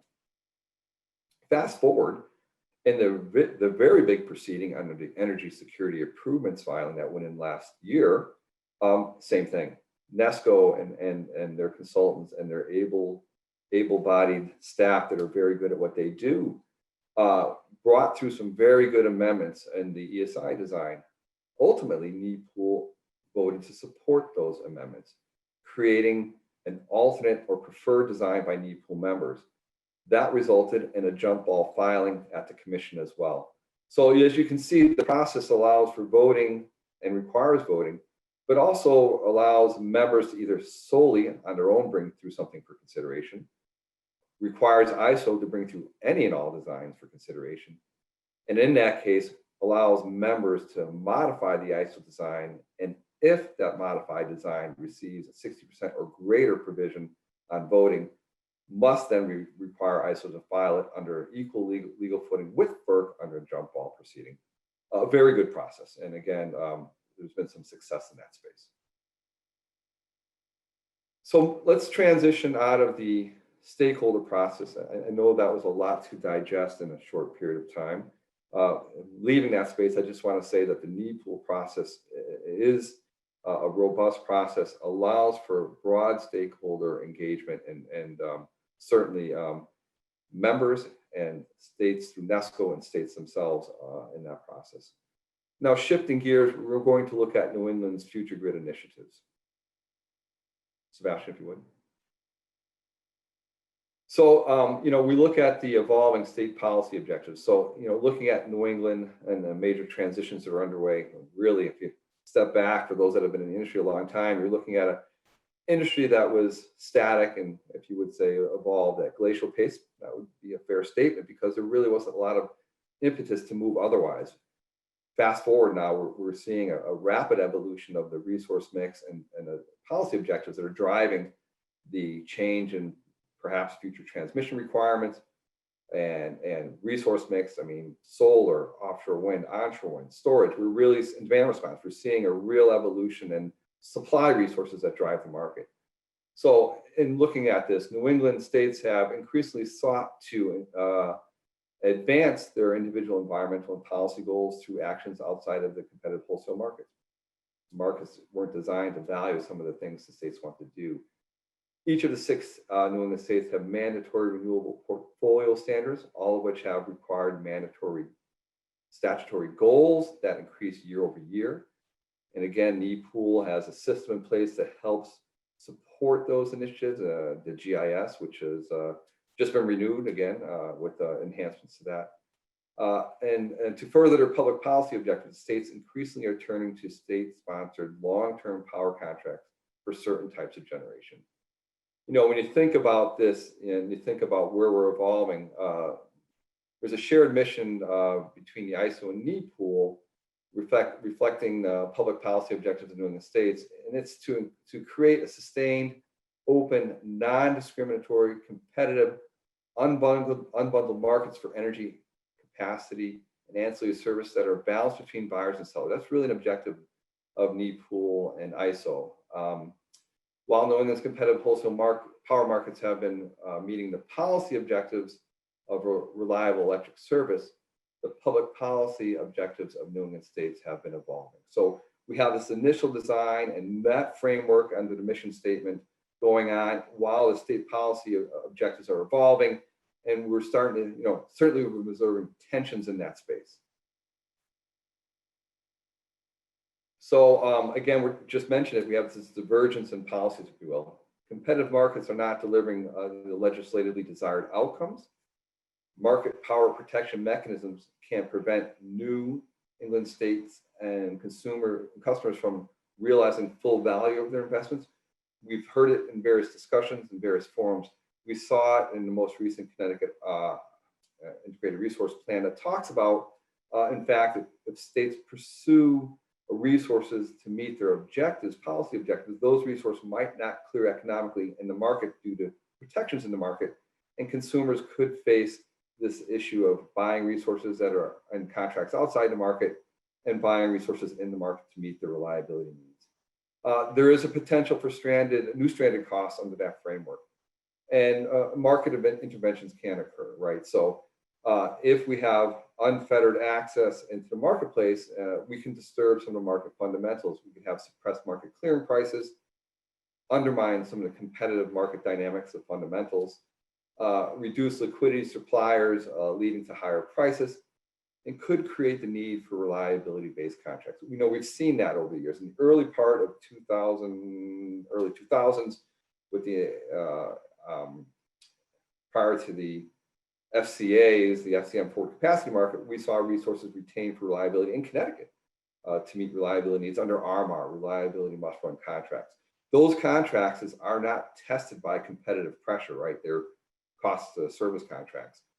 They don't have the competitive requirements to compete against others. They're held for reliability. We saw that recently in the Boston area with resources retained for fuel security. So we end up in scenarios where if the market fundamentals aren't preserved or managed correctly, we end up with the need for retaining resources for reliability purposes. That certainly is an obligation of ISO to make sure the system is reliable. They have to do what they need to do to make sure that occurs, and we end up in these scenarios. So as we think about that, think about Da Vinci here, we're certainly thinking about facing these challenges together. NEPOOL members recognize the evolving needs of the New England states to achieve mandated public policy objectives. The current markets did not contemplate and were not designed to achieve specific clean energy policy objectives of New England states. I mentioned earlier, if you go back to 1997, when the rules are being formed, really, I don't think folks were focusing on or contemplating the rapid evolution we would head towards and decarbonizing our economy and our power system. And so the market rules weren't designed to contemplate that. They were designed to contemplate economic efficiency, resource and technology neutrality, and selecting resources to meet the reliability requirements of the region. And over years, they've evolved, and there's been efforts to incorporate various designs to include renewable resources, and we've had various degrees of success with certain of those, and we certainly need to move forward and consider other options, which is really what we're going to contemplate here in the future grid space, both in the future grid study and then the pathways.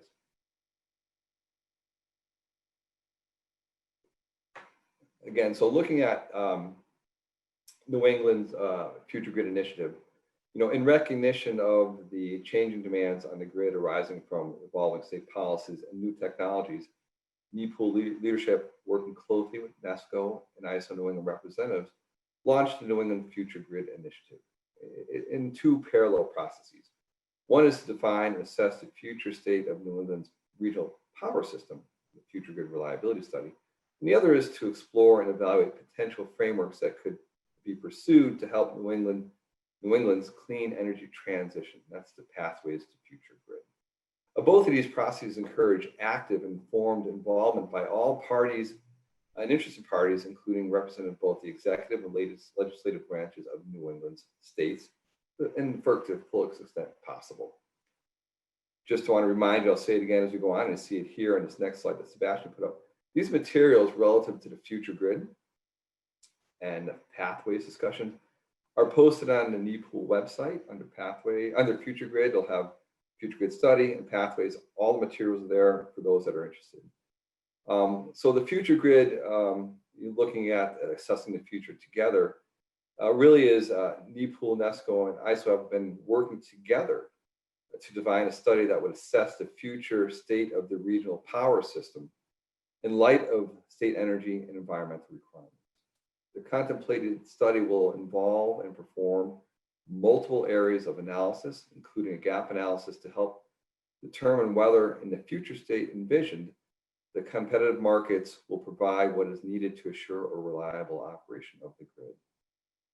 With information from the gap analysis, the region will then work through the NEPOOL process to explore potential market approaches to address any future reliability or operational gaps identified. So to put this in a little more context, this effort really looks out to a future state, 2035, 2040. And it says if we have the market design we have today, and we assume state resources have fully entered the market, what does that future state look like? What does the resource mix look like? How much of the system load has grown based on electrification of transportation and buildings? What amount of storage may there be on the system? How much EVs have entered the market and are now charging? It really looks at a variety of issues that could occur in a future state. And it looks at the current market design as we know it today and says, does that market design looking at that future state in various scenarios, procure the appropriate resource mix for ISO to reliably operate the system? If not, there's a gap. So the study says, what is that gap? And so when that gap is identified, we would engage in stage 2 that would actually start saying, well, with that gap known, what are the market design initiatives we must undertake to provide the appropriate market incentives to procure the right resources to meet the future state needs? So that's really kind of an envelope of what that's looking at. Sebastian, if you would please, thank you. So let's talk about the companion pieces, the pathway to future grid. We are exploring certainly these options together. So in response to specific requests from the states through NESCO and others to discuss the potential future market frameworks that contemplate and are compatible with the implementation of state and energy environmental laws, NEPOOL commenced on the Pathways to Future Grid process. The Pathways to Future Grid effort is focused as a focused stakeholder process to identify, explore, and evaluate potential alternative market frameworks that would help support New England's clean energy transition. With this information, NEPOOL and the region will be better able to identify and pursue market reforms that are best suited for New England. So it's starting to look at, we have the future grid that says, what does the future look like?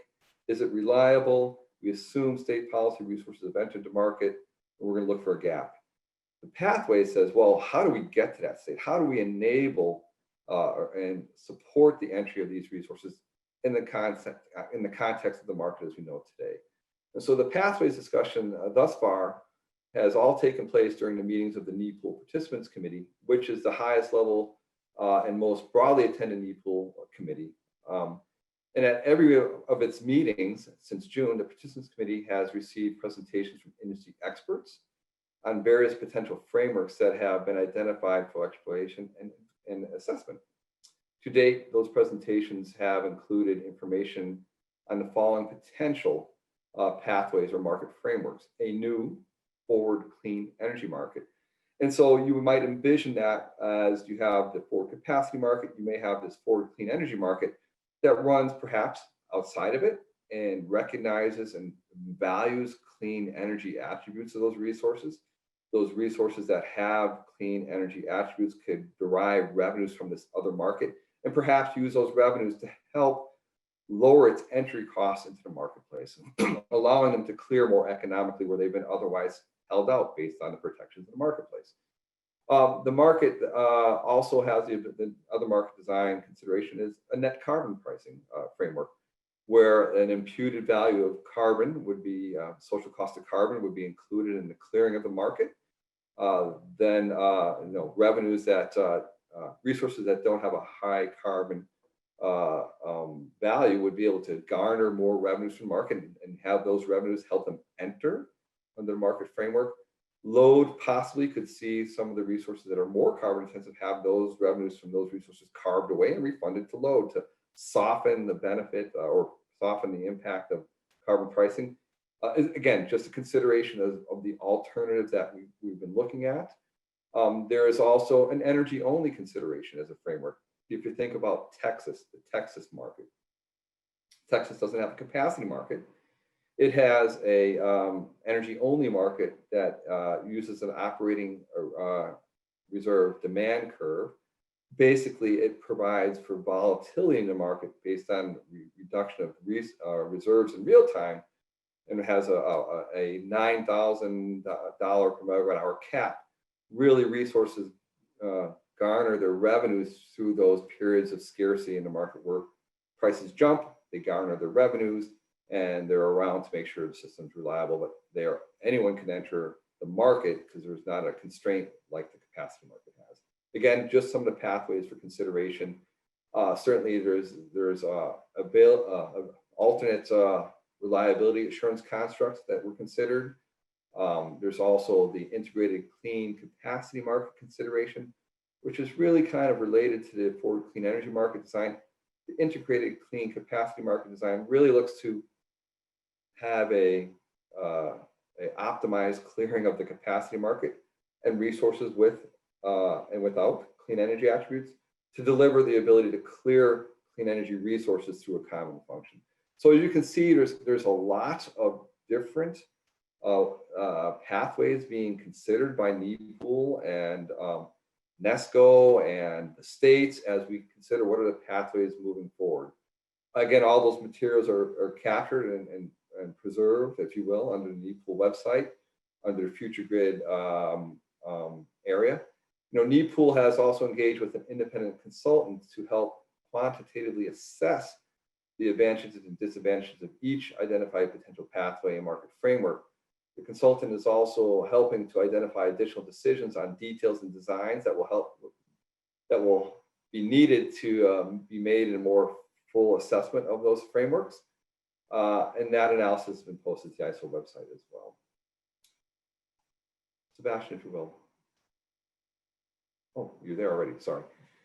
So moving together again, successfully moving forward with any particular pathway or market framework depends on the collaboration and consensus building within the region. Again, it's the stakeholder process, evaluating each of these potential market frameworks or alternatives and discussing them in the stakeholder process.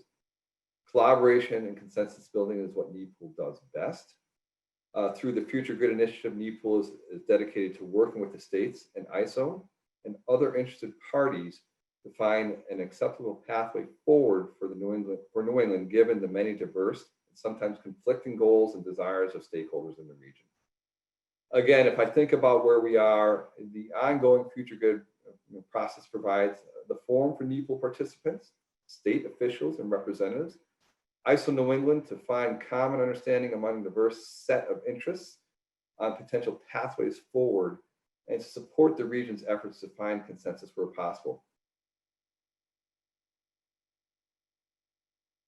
So thinking about this, my work experience, includes over 20 years in the New England wholesale electric industry. And through my career, I've been fortunate to be employed by a diverse set of organizations, from vertically integrated utilities to ISO New England to generation development and generation companies, and certainly public power. And you know, again, kind of looking at almost 4 of the 6 sectors, if you will, of the NEPOOL sector, NEPOOL groups.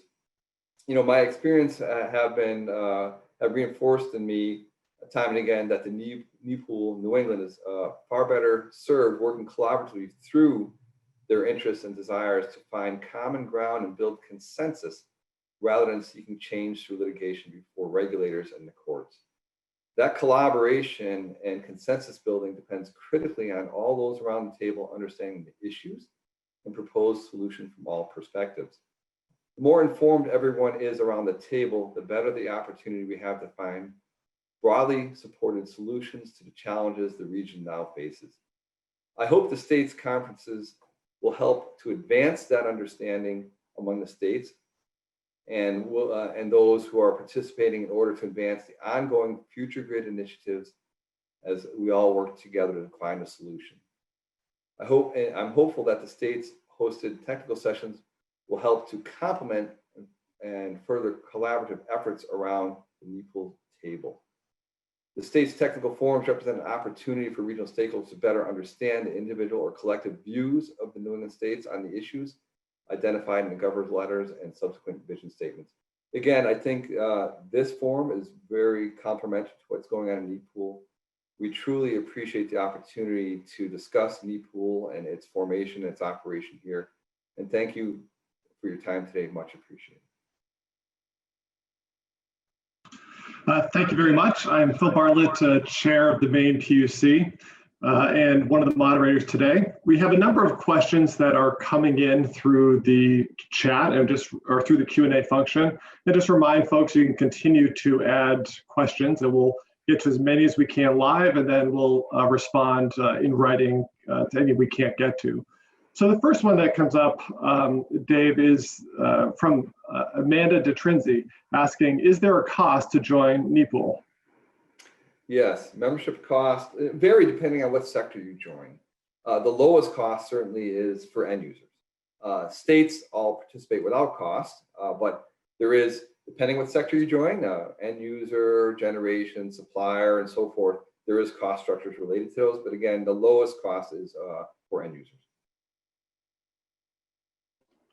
Thank you. Now let me turn it over to Victoria Hackett, Deputy Commissioner of Energy at Connecticut's Department of Energy and Environmental Protection, who had a question, I believe.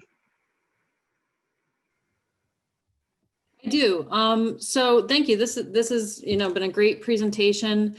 We do have a question in the Q&A asking from Bruce Ho, asking, NEPOOL is the only ISO RTO stakeholder forum in the country that's private and closed to the broader public and the press. Every other region provides public access to meetings and discussions.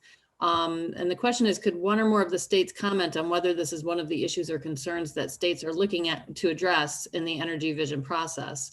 And I think, I can speak for Connecticut in saying that it is. So I would actually like to turn that question over to Dave. So can you speak a little bit more about NEPOOL's approach to engaging customers, the barriers to entry, and any efforts to make the stakeholder process more accessible, including opening meetings to the public? Thank you. Yeah, Victoria and Bruce, thank you for the question. Yeah, the NEPOOL process, I mean, as I just mentioned, anybody with a retail bill in the region can join the process and participate in the process. We certainly have the 500 some other members that represent broad stakeholder groups, and all the states can participate in the process as well. We have a member that is a retail customer in the region that also works for the press that's in the meetings, the RTO Insider that reports on our meetings. So yeah, I understand the question. We do provide as much opportunity for full participation as we can. There's a framework of participation. So more specifically, are there any plans to open the meetings to the public? Currently, we haven't discussed the opening the meetings to the general public. Thank you. You're welcome. Another question that came in is from Heather Tackle, asking, do you believe the current regional NEPOOL, NESCO, ISO New England coordination framework works when NESCO doesn't have voting power? And I know you talked a little bit about this, Dave, but could you explain sort of how NESCO operates within NEPOOL, given that it doesn't have voting power? And do you think that, or what's your, if you have a position on whether the states ought to have some voting power? Phil, thanks for the question. And just a little follow-up to Victoria's question. I do want to say, Victoria, with respect to the meetings being open, all materials that have been discussed in the meeting are publicly posted on the NEPOOL website. So everything that we've discussed is available out there as well, just an add-on to your last question. So now turning to Phil's question. You know, as I mentioned earlier, the memorandum of understanding allows for the states to participate directly in the stakeholder process through NESCO. NESCO has the ability to sit on each and every technical committee, and certainly the participants committee as well. The states are encouraged to participate in those processes as well as the participants committee. And while NESCO doesn't vote, they are able to bring amendments and designs through the marketplace for consideration. And they have the ability to express their opinion on any of the designs, and frankly have been very successful at getting some of their points across. I mentioned the 2 jump ball filings. They are a formative force in the process, you know, as part of the stakeholder group. So while they don't have a direct vote, they have been very influential and maintain a strong influence in the NEPOOL stakeholder process in their statements and through their actions in bringing amendments through to ISO designs, or in their own designs, the RTR exemption years back that they brought through as well. That was adopted by NEPOOL and included in the tariff.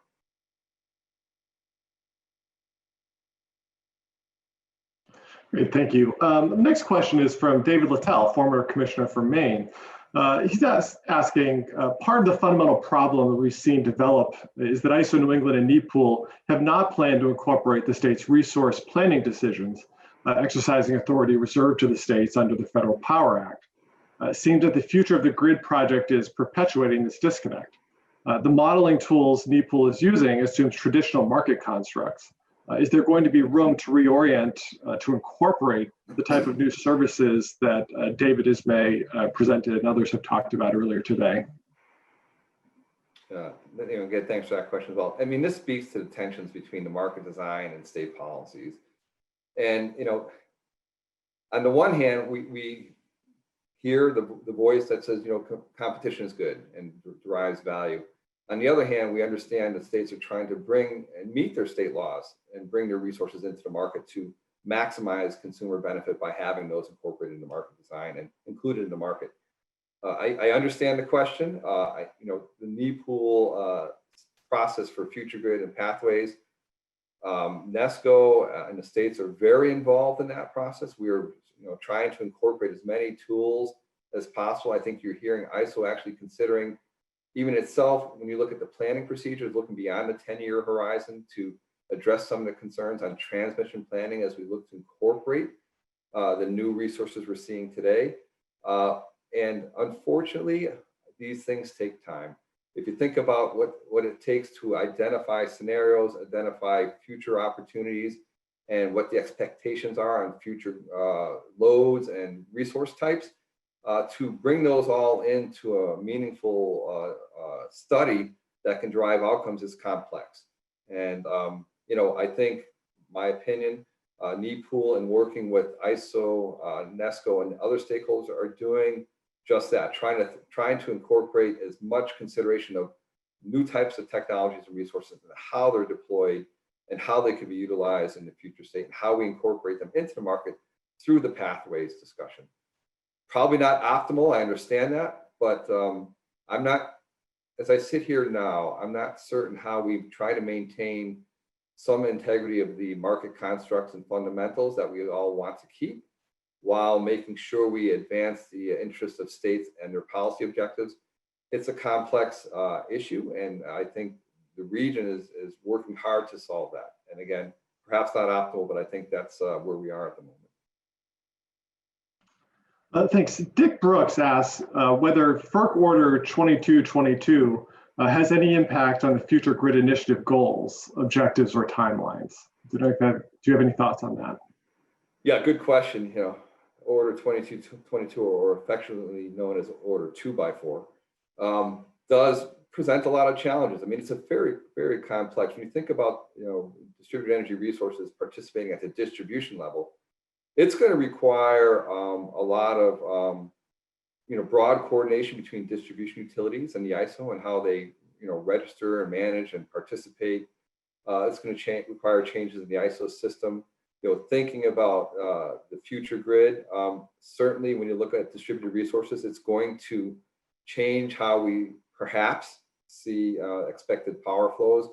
But, you know, to Dick's question, it's still being developed and being considered. We've only had our second meeting as a body to consider the Order 2x4 and consider its implications for the region.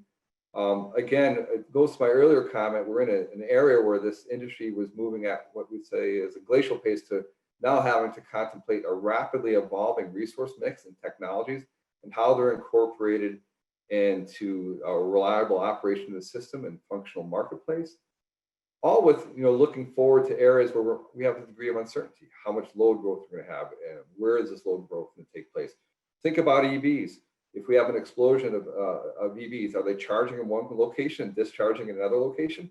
There's a lot of things to be considered and valued as we consider how the future grid is going to operate, how markets are going to accommodate that. So Dick's question's a good question. You know, so yeah, there's the answer there. Thank you. Dick had another question about whether the New England Vision Principles and the future grid initiative goals align completely, or are there any difference between the two initiatives? And we'll talk a little bit more about this, I think, later in the session when the state managers talk about those principles. I would add at this point simply that I think the vision principles are designed for the states to begin articulating a little more specifically the kinds of things we're looking for as we move forward, and that this process is designed to be a companion to the future grid process and not something that would be replacing it or interfering with it. We think that both are important forums to have these discussions. And part of what we're doing with this session is really trying to expand the number of participants who can engage to help inform the thinking as we work through this. Dave, do you have any additional thoughts you want to share about that? No, Phil, I think you hit it perfectly, and certainly with more insight, at least to what you're all thinking on your end. But we are engaging in this process to make sure we provide value where we can, understand where the states are going, what specifically they're looking forward to, and encourage that it's a parallel process, not looking to disturb the future grid work. That's helpful. And again, it's part of the collaborative nature NEPOOL is looking to engage states on. So thank you for your answer. Great, thank you. I think we have now hit all the questions that have popped up in the chat. I want to thank you for really that thorough presentation and helping to shed some light on the work of NEPOOL and how the various actors engage in it. We are now scheduled for a break until 11:40, and since we missed our earlier break, we thought we would take a little bit longer one now to 11:40. At which point we'll be back and have an opportunity to hear from ISO New England about their work and the markets regionally. And then we will follow that up later with a discussion, as I said, by the NESCO managers with a little more information about what NESCO is and how we view these core principles that we're putting forward. So with that, I think we can head into a break. Thank you, everyone. Thank you.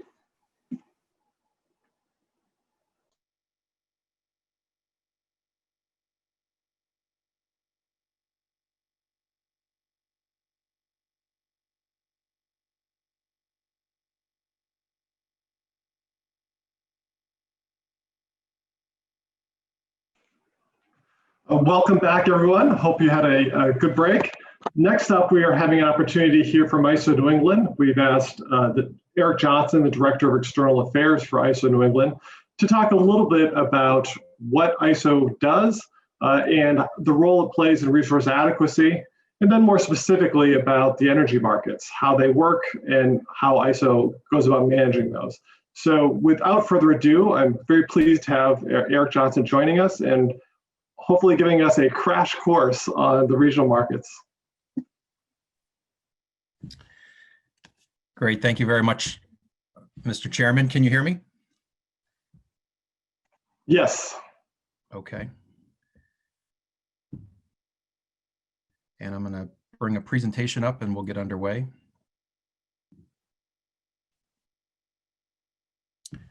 Great. First of all, thank you to the chairs for this session, the co-chairs, Commissioner Dykes, Chairman Bartlett, as well as the NESCO managers. We get the invitation to be a part of this series. Also want to thank Josh Walters from Connecticut Deep Staff who helped us coordinate for today. So I'm going to walk through a presentation that highlights the organization of the ISO and an intro to the wholesale markets, and then happy to take questions along the lines of the last presentation at the end. First of all, we'll talk about ISO New England, a little bit of the history, the markets as we described, a little bit about what's happening in the region with a special focus on the resource development that we see. And then we have lots of information resources that are available, and we'll highlight some of those at the end. So first of all, when we think about the organization, the ISO has more than 2 decades of experience. We oversee the restructured electric power system in New England. And you can think about the creation of the ISO happening really around the same time that many of the New England states were moving towards the deregulation or the restructuring of the electric industry. This was happening in the late 1990s. It was happening at the wholesale level when FERC gave direction to open up the transmission system to other sources of supply, other generation, other than the generation owned by what were then thought of as the vertically integrated utilities. And so there was a vision for creating these ISOs. They don't exist in all areas of the country, but certainly in the Northeast, California, Texas, the Mid-Atlantic region have an independent system operator of some form overseeing this system. We are a creature of the Federal Energy Regulatory Commission, so FERC is our boss and our regulator. When we think about our number 1 priority, thinking back to the first responsibility we were given as a region, it's as the reliability coordinator for New England. We do this under the North American Electric Reliability Corporation, or NERC, and I'll try to go easy.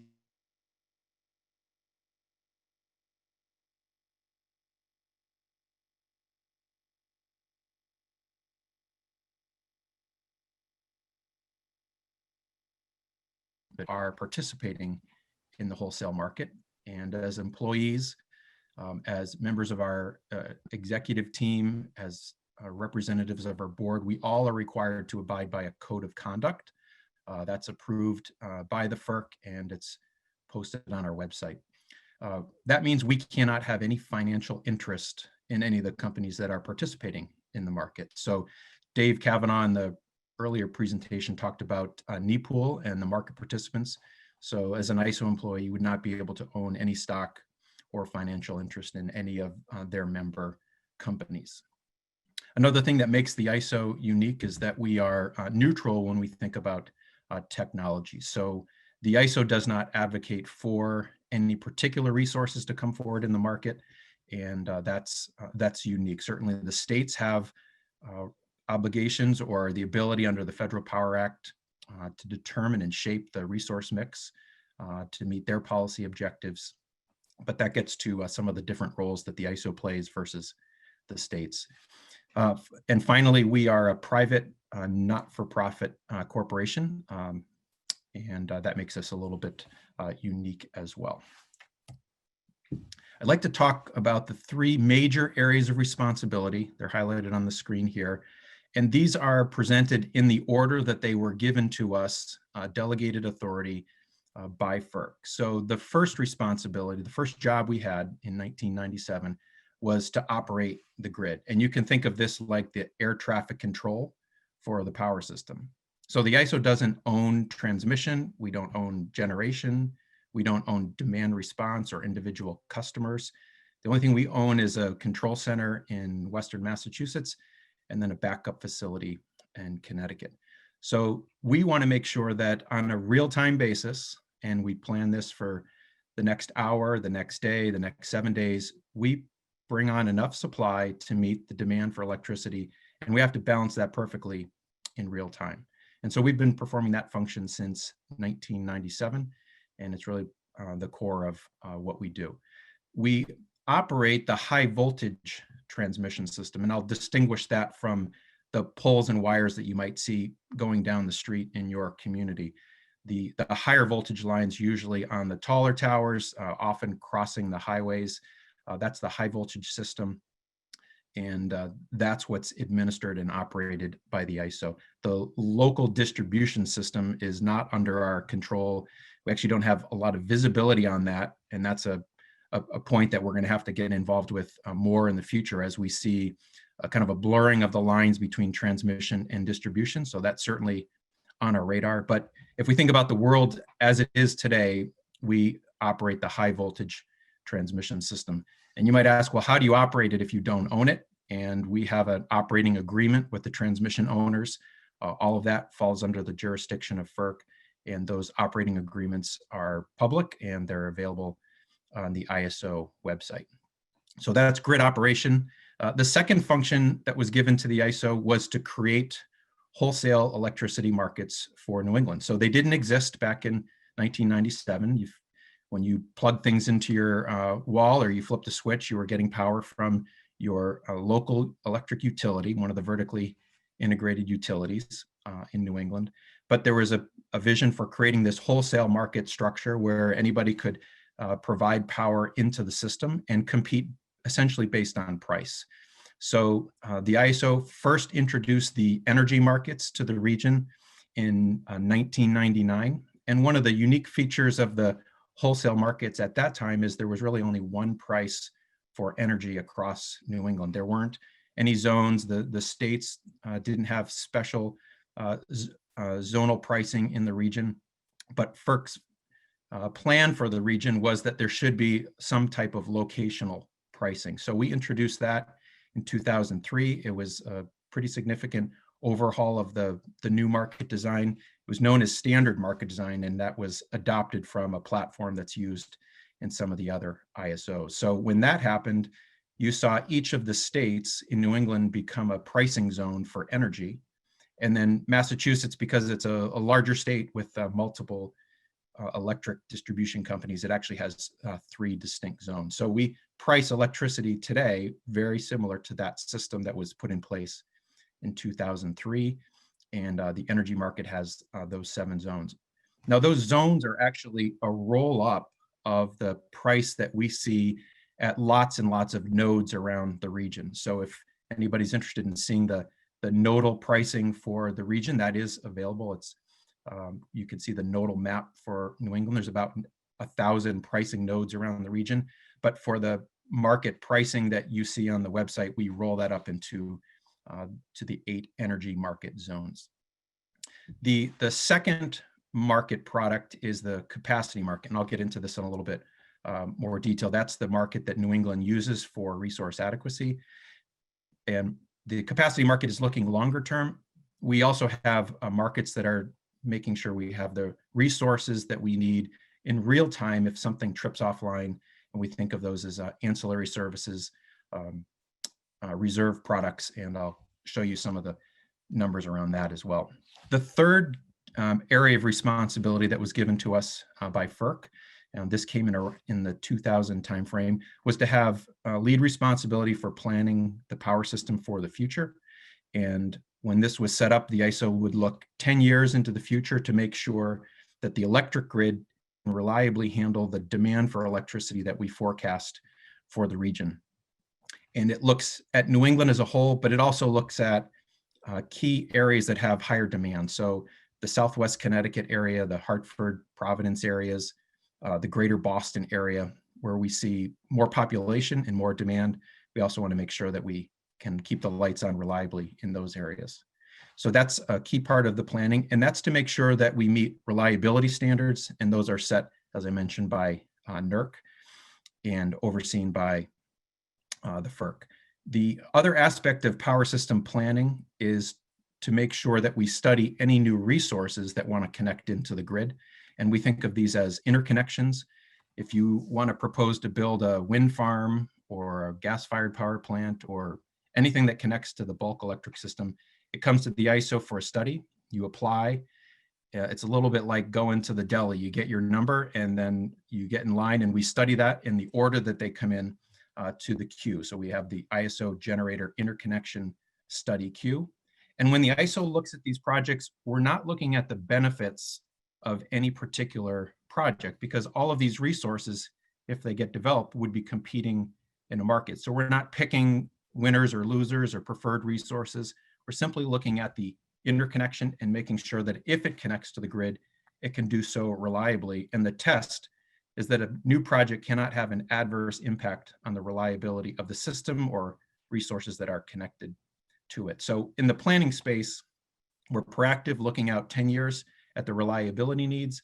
And then in terms of interconnections, we evaluate projects as they come in on a case-by-case basis. This is a view into the control center in Western Massachusetts. So one of our operators would be looking at a display of about 8 screens showing lots of data coming in from all over New England. It's looking at the demand for electricity in real time. And on the large board in front of them is a display of the New England electric grid. It's not quite geographically oriented as it is electrical. And if I had my the ability to bring you all up there for a tour to show you, we would happy to do this. It's a little bit challenging at the moment, but what they can see is the direction that power is flowing in or out of New England, as well as where it is flowing within the region. So this is where the operations center makes sure that we have enough resources lined up for each hour of the day and well into the future. When we talked about planning, I talked about reliability standards. So I'll give you an example of that. If you have too much power flowing over a line, the lines will actually overheat, and the lines can sag, the lines can fail at a certain point. So our job is to make sure that the power that's flowing over the lines is not going to exceed the limits of those lines. Operating the transmission system is not like the network of wires in your home. If in my home, we have a number of people who are running microwaves and blow dryers. And if something overloads the system, what happens? Well, somebody blows a circuit and you have to go and reset it. That's kind of the fail-safe for your home. But on the electric transmission system, there's not circuits that trip. So the operators need to watch very closely to make sure that we're dispatching the resources that we need to meet reliability, but not allowing the transmission system to get overloaded at any point in time. I mentioned the interconnection of resources, and then we do a regional planning process, and this is done through an open stakeholder process at the Planning Advisory Committee. The PAC, as it's called, meets about monthly, and this is a forum where we present the study work that we are doing as a region, transmission studies, economic planning studies, scenario planning for the transmission system, and it's open to the public. It's open to anybody who is interested in participating. The only restriction on PAC participation is that we do show information that is considered critical energy infrastructure information, or CEII. That's a federal designation, and so there would need to be approval for anybody to access that information, and you cannot share that once you have access to it, unless it's somebody else with CEII. So there are some safeguards around that for security reasons, but the process itself is open. All of the materials, the study work is posted in advance, so folks can view that even if they're not able to participate in any one of the meetings. And if you want to become a member of the Planning Advisory Committee, you just have to ask in that regard. There's not a cost to participate in that. And the regional system plan, we roll up every 2 years into a report, and this year we're planning the next version of that. It'll be presented to stakeholders this summer as a draft, and then we have a public meeting in Boston at the end of the year, hopefully in Boston, and we'll have a discussion about the contents of that report. This slide, number 8, is very similar to what you saw from Dave's earlier presentation. And it just highlights that there are a number of entities that provide oversight to the work that we do as an organization. They're listed in red. I mentioned FERC and NERC. And then under the umbrella of NERC, which covers North America, there are regions. And so we fall within the Northeast Power Coordinating Council. I mentioned our board of directors. We have an independent board of directors. Their profiles are listed on the ISO website, so you can see who they are, and they oversee the work of the ISO. I won't go into the responsibilities. I think Dave covered that pretty well. I just wanted to highlight within this structure, there's really two groups that we work with, and the group in the New England market participants category, those are the people who own the resources, obviously have a financial interest in the market. We have operating agreements with them. So our formal relationships with an organization is largely with NEPOOL. But we also have relationships with the states. We work very closely with NESCO and NECPUC and the individual PUCs, and several of the entities that are a part of those discussions are listed here. And there's also a consumer liaison group, which was designed to provide a non-technical forum for the public and for end users who may not be a member of NEPOOL or may not have the time to dedicate to participating in all of the NEPOOL technical meetings, but want to have an understanding of the types of things that are under discussion at the regional level. And it's a great opportunity for anybody who's interested to join. There's no cost, and it's open to anybody who would like to join the CLG, and I'll highlight that at the end. When we think about the demand for electricity, there's some significant changes in the patterns of electricity use. You would have to go back to 2006 to see the all-time summer peak demand for electricity at just over 28,000 megawatts. We have not been at that level for a number of years, and the reason is largely the states have invested a significant amount of money in energy efficiency, and when you roll that up at the regional level, it produces a real reduction in the demand, both the total energy that's used in a year and the peak demand. So energy efficiency is a big factor in how we plan and administer the markets.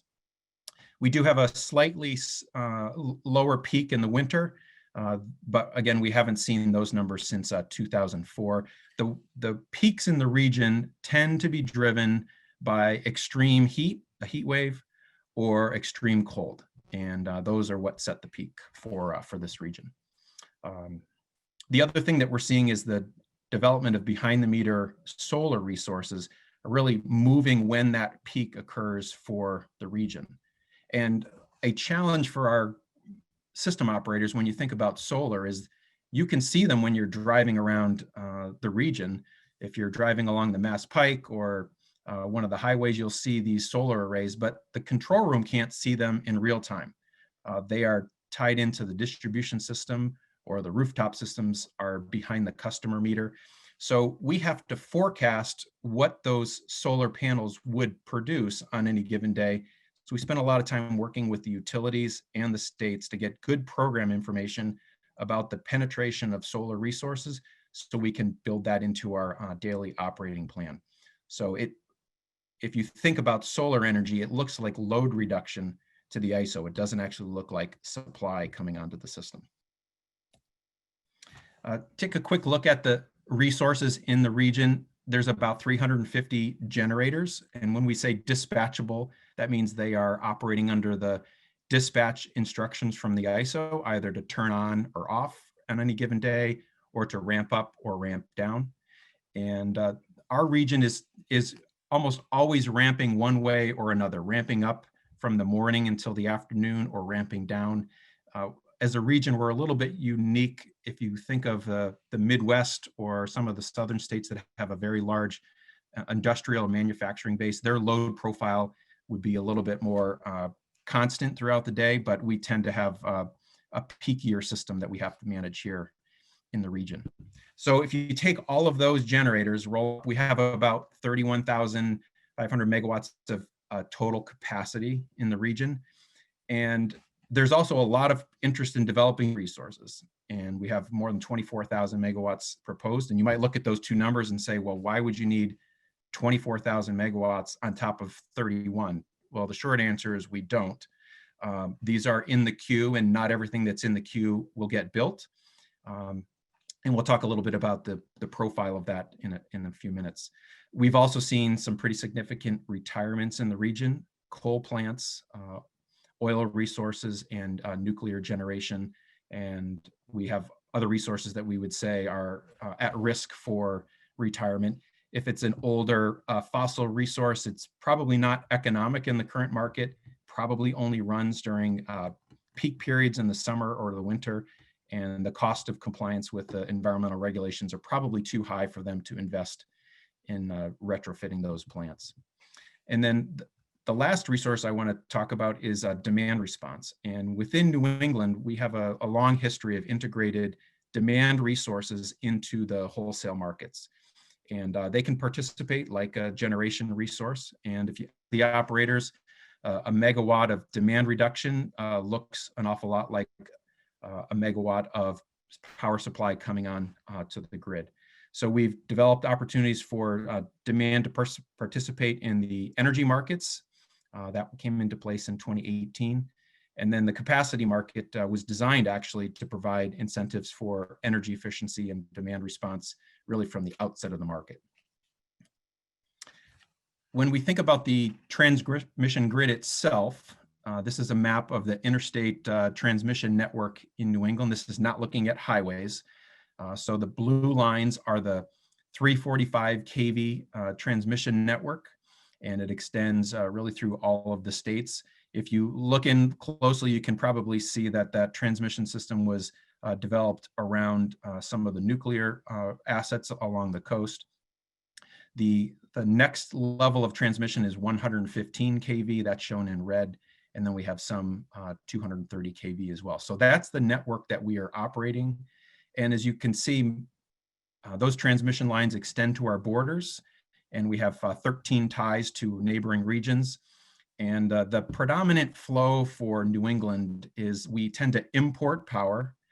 Power comes in from Quebec primarily, and then the export is typically to New York. And over time, the level of imports have been pretty stable. The net imports for New England have been about 19%. So we talked about 31,000 megawatts of generation, but that might not be the most economic resource at any given point in time. If there's a cheaper source of supply in another region and the transmission system can accommodate it, we will import the lowest priced sources of energy. So this system is really, it's owned by the transmission utilities in the region, and the entire region shares the cost of this. The region has invested about $11 billion. Some of the example projects include Boston Reliability Study projects, Maine Power Reliability Program, the Southwest Connecticut projects, but every state to some degree has had significant upgrades to the bulk transmission system to deal with the demand for electricity on a long-term basis. But we don't just look at transmission for reliability. There's a lot of developers who are interested in building transmission to move power into New England. And most of that is to capture energy that has certain attributes, whether it's clean or renewable. And much of that is driven by the state policy objectives in the region. So thinking about the wholesale markets, this is a snapshot from 2003, which is the beginning of the energy markets in their current form. And it shows the wholesale price of power and the wholesale price of natural gas. And there's clearly a correlation between the two. And the spikes in the region tend to be driven by impacts on the physical infrastructure. So the first spikes that we saw in the region were when the hurricanes hit the Gulf and wiped out a massive amount of natural gas infrastructure. At that point in time, New England was getting most of its gas from the Gulf of Mexico. And so when those supplies went out, we saw our wholesale prices spike. Now, when that infrastructure came back, the prices did settle down, but that certainly was a shock to the system. And then in the time leading up to the recession, there was steady growth in demand. And when there's growth in demand, the prices tend to go up. But after the 2008 timeframe, if you take into account the impact of the recession you take into account the development of shale gas in the mid-Atlantic states, which was suddenly closer to New England than the gas in the Gulf of Mexico, and you look at the energy efficiency, we've seen some pretty long-term declines in the wholesale price for electricity. The exceptions to that show up when we have a really cold.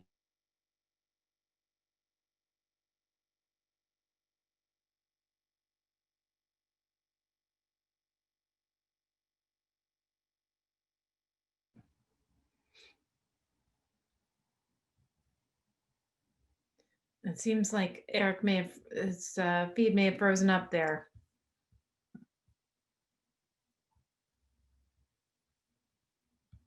I don't know if others are experiencing interruption there. Yeah, I think we've lost him a little bit. We'll hang on just a minute. I think his connection did resume a little bit earlier when we had another interruption there.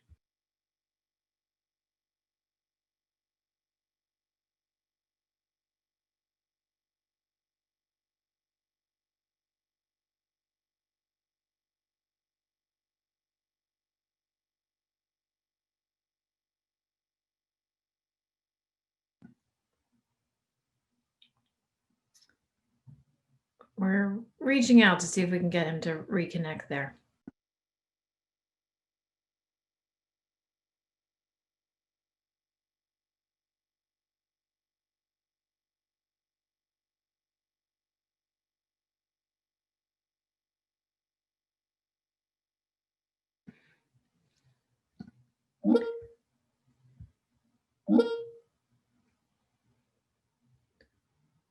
I think he might be maybe trying to log back on, so we'll just give it a minute. But this is a good time if you have any questions for the ISO. I think we see one or two in the Q&A here.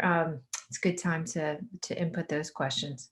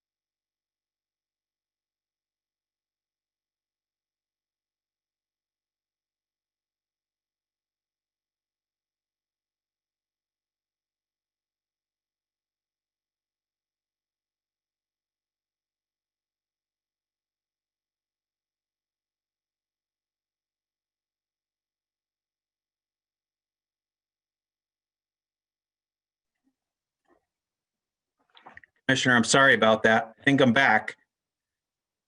No problem. We can hear you. Okay, And let see me, you. all right, let me, It's this is just a fact of Zoom, so we're all used to it. It's no big deal. And take your time getting resettled. okay.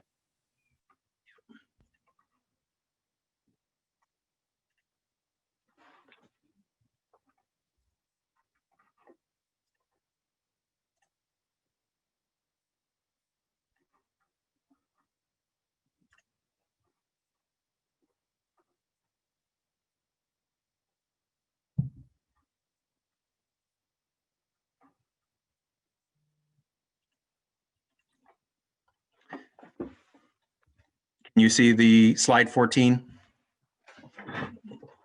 Yes, we Okay. can. All right, thank you very much. There's a robust second grade classroom being taught on the first floor, and I'm going to guess that maybe they gobbled up some of my Wi-Fi. Anyway, thanks for your understanding. So I'll just back up a little bit. In terms of the competitive markets, every resource that wants to produce electricity in New England, they would submit an offer to the ISO, and these resources have to compete on price. So there's a a significant incentive within this structure for resources to offer the lowest price that they possibly can afford, because if their offer price is too high, even by a really tiny amount, they can get kicked out of the dispatch because somebody else is more competitive in the market. And that really is the reason that New England shifted to this competitive market system. So you don't have a system where vertically integrated utilities are investing in generation for long periods of time and recovering those costs through a rate base that's approved by a state regulator.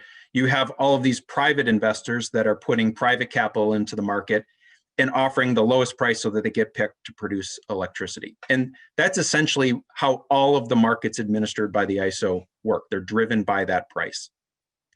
And we've seen record low prices in the region, and we've seen some pretty high prices. Most of the high prices are when the fuel costs are expensive, and that happens in the winter when the fuel infrastructure is constrained and New England is buying LNG from other parts of the world, prices get really high. But as soon as the weather changes and less expensive resources are available, those prices come right back down. So competition among the resources that reflect the true cost of operating is really a hallmark of the markets. There's also an incentive for efficiency and transparency around the pricing. So today you can see on the ISO website, you don't have to be a generator in our market to get this information. You can see what the price is for New England at the hub. You can see it for any of the zones. You can get that on your mobile phone. You can get the app and follow prices in real time. Great deal of transparency around the pricing. And it also makes sure that the most efficient resources are operating on the system. And I would say that one of the reasons that the system moved toward competitive markets is that you avoid the investment risk of a bad decision being borne by ratepayers for many, many years. So I'll give you an example. In New England, we've seen some older generators be redeveloped, or they put investments into newer technologies, but those technologies put them above the market price. Lots of money was invested, but it wasn't really a good financial decision.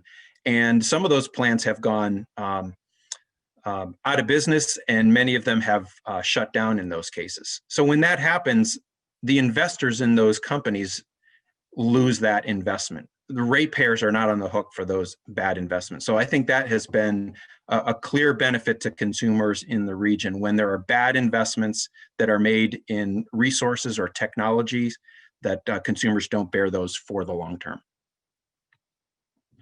So when we think about the markets, there's three major ones, and the energy market by far is the largest. So if you are using electricity, you are essentially participating in the energy market, and somebody is buying on your behalf in the energy market. We do this in two time frames. We run a day-ahead market, which is purely financial, and then we run a real-time market. So let's imagine in the day-ahead market, the people who are buying electricity perfectly forecast the amount of electricity their customers are going to need, and all of the generators that commit to the ISO perform perfectly. The day-ahead market essentially would solve the energy needs for the region. But we know things happen during the day. The weather might be warmer or cooler than expected. Demand might be higher or lower, or a generator that was planning to operate had a mechanical issue, or there may be some disruption to the fuel that they were relying on. So within the real-time market, we settle any differences between what was settled in the day-ahead market. So day-ahead is a financial market, and the real-time market is designed to deal with any adjustments to what was planned in the day-ahead market. And again, all of the pricing for day-ahead and real-time energy market are publicly available on the ISO website. I mentioned other services that we need, and I'll say that the graphics here don't give you a sense of the magnitude, because the energy market by far is larger than the ancillary markets, but they provide really important services. So we have some generation that's looking to make sure that we can follow the very fine changes in the demand for electricity. We call that regulation service. So we provide that through the ancillary markets, and resources compete to provide that service. And then if a generator trips offline unexpectedly, or a transmission line into New England trips offline, we have to make sure we can cover that. So we do that through reserve products.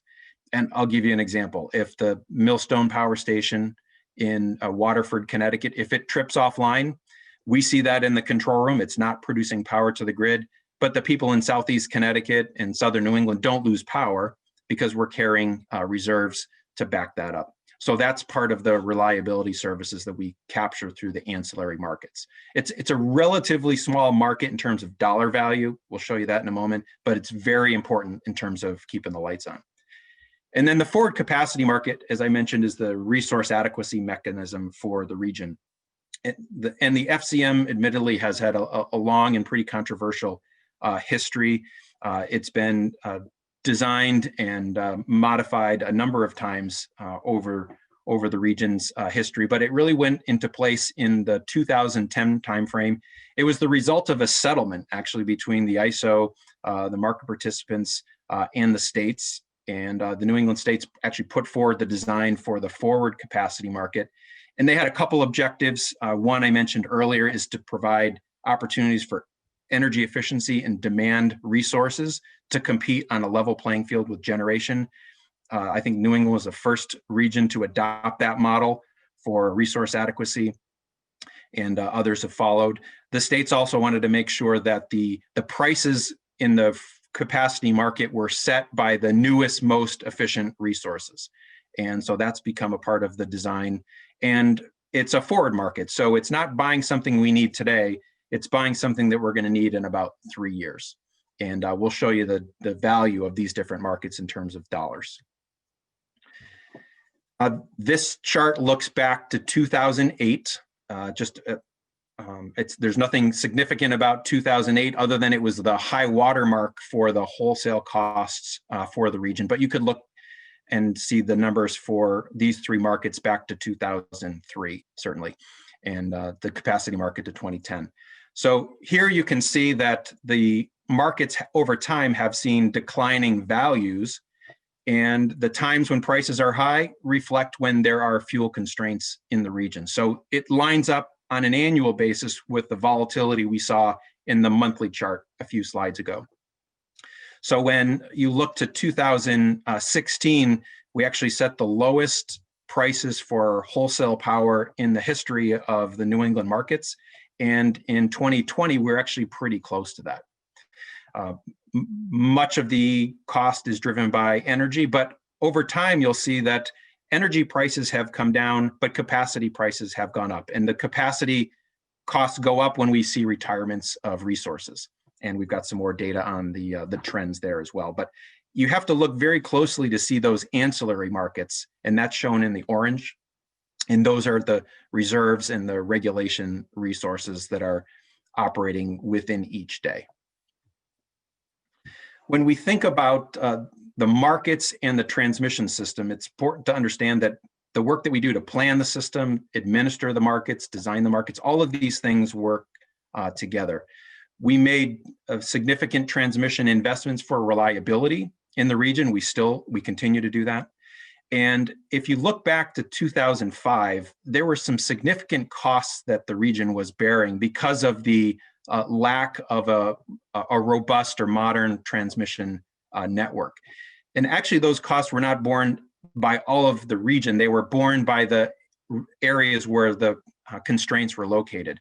So we had generators, typically older generators, that were on standby for the region to provide support to the transmission network. Many of them were located in Southwest Connecticut. Some of them were located in the Boston area. And those reliability agreements cost, $100 million a year or more, so significant dollars. And they were allocated to the customers in the state where those plants were located. That certainly was controversial, but it was intended to be a signal that those are the areas that actually can affect the change and make investments in resources or invest in the transmission system to make those problems go away. So this chart shows the reduction in all of those reliability costs pretty significantly between 2005 and 2008, when we saw major investments in the transmission network in the Boston area and in the Southwest Connecticut area. Since then, we've been operating a very efficient system. Not only is the grid reliable, but the power can flow almost throughout the region wherever it's needed. And we have not seen any jumps in those types of costs for congestion, the uplift costs, or for the reliability agreements in that time frame. Mentioned the capacity market is a forward market. We're looking at both supply and demand resources, a unique combination here for New England. And those resources have the ability to make a long-term commitment. And in our markets, the long-term commitment really is only looking out 3 years. I'll set aside discussion about the ability to lock in the price because that is changing. But the capacity market is not looking out 10 years or 20 years. We don't sign contracts with resources for long periods of time. We're committing for a 3-year ahead time frame. That's the horizon for the capacity market. I think I've covered most of this, and we'll make these slides available. The capacity market is attracting new resources as we see retirements. In New England, we've certainly seen a lot of gas-fired generation get built. It was relatively easy to site at the beginning of the competitive markets compared to other technologies. The fuel price was relatively inexpensive most of the time. So we did see a lot of gas-fired generation get built. But we've also seen demand resources come into the capacity market, and we're seeing renewable resources. Now, right now, most of that is solar and onshore wind.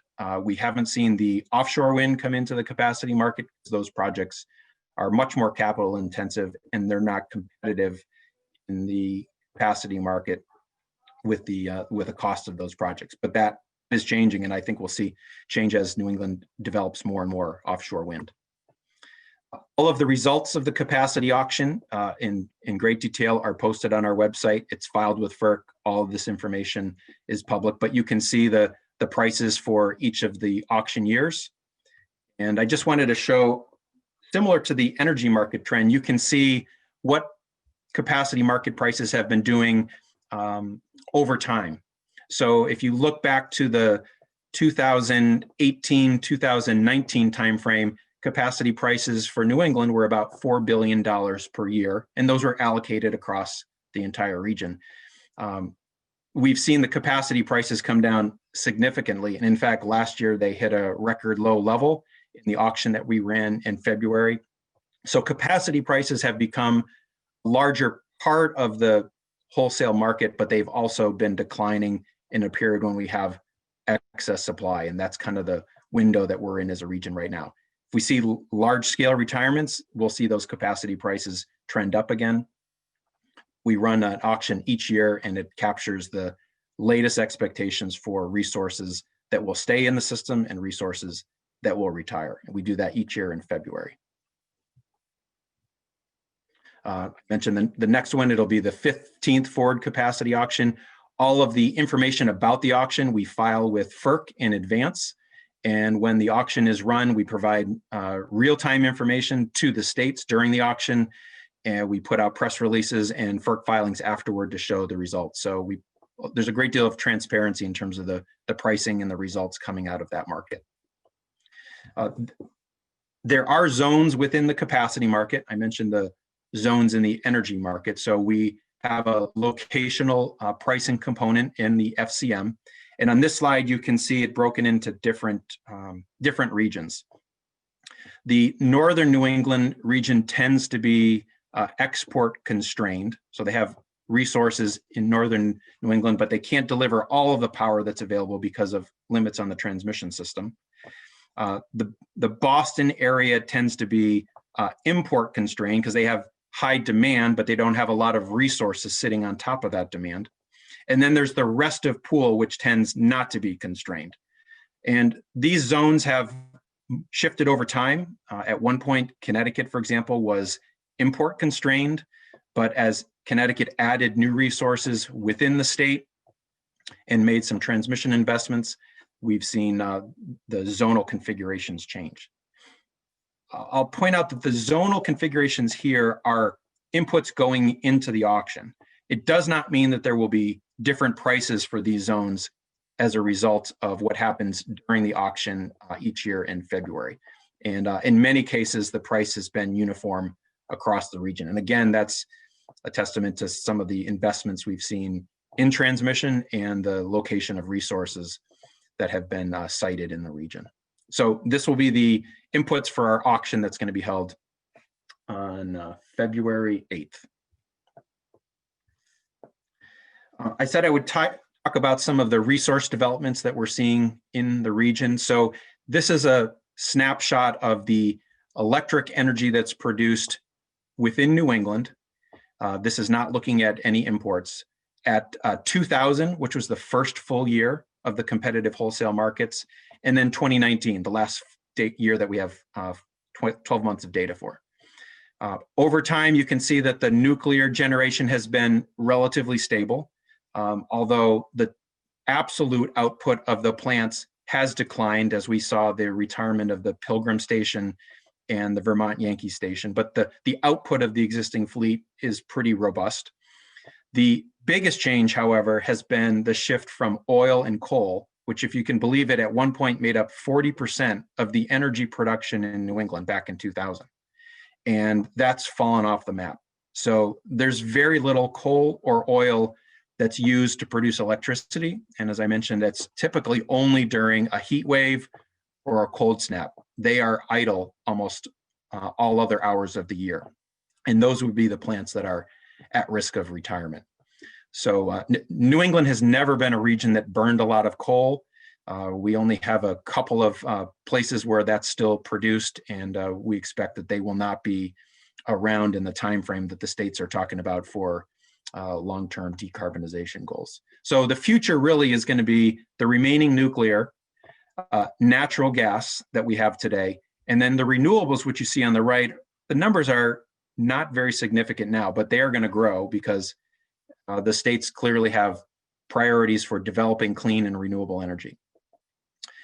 This chart takes a look at the energy production for New England, but it also takes into account the imported energy we talked about early. So natural gas shrinks as a total percentage only because you're calculating the imports.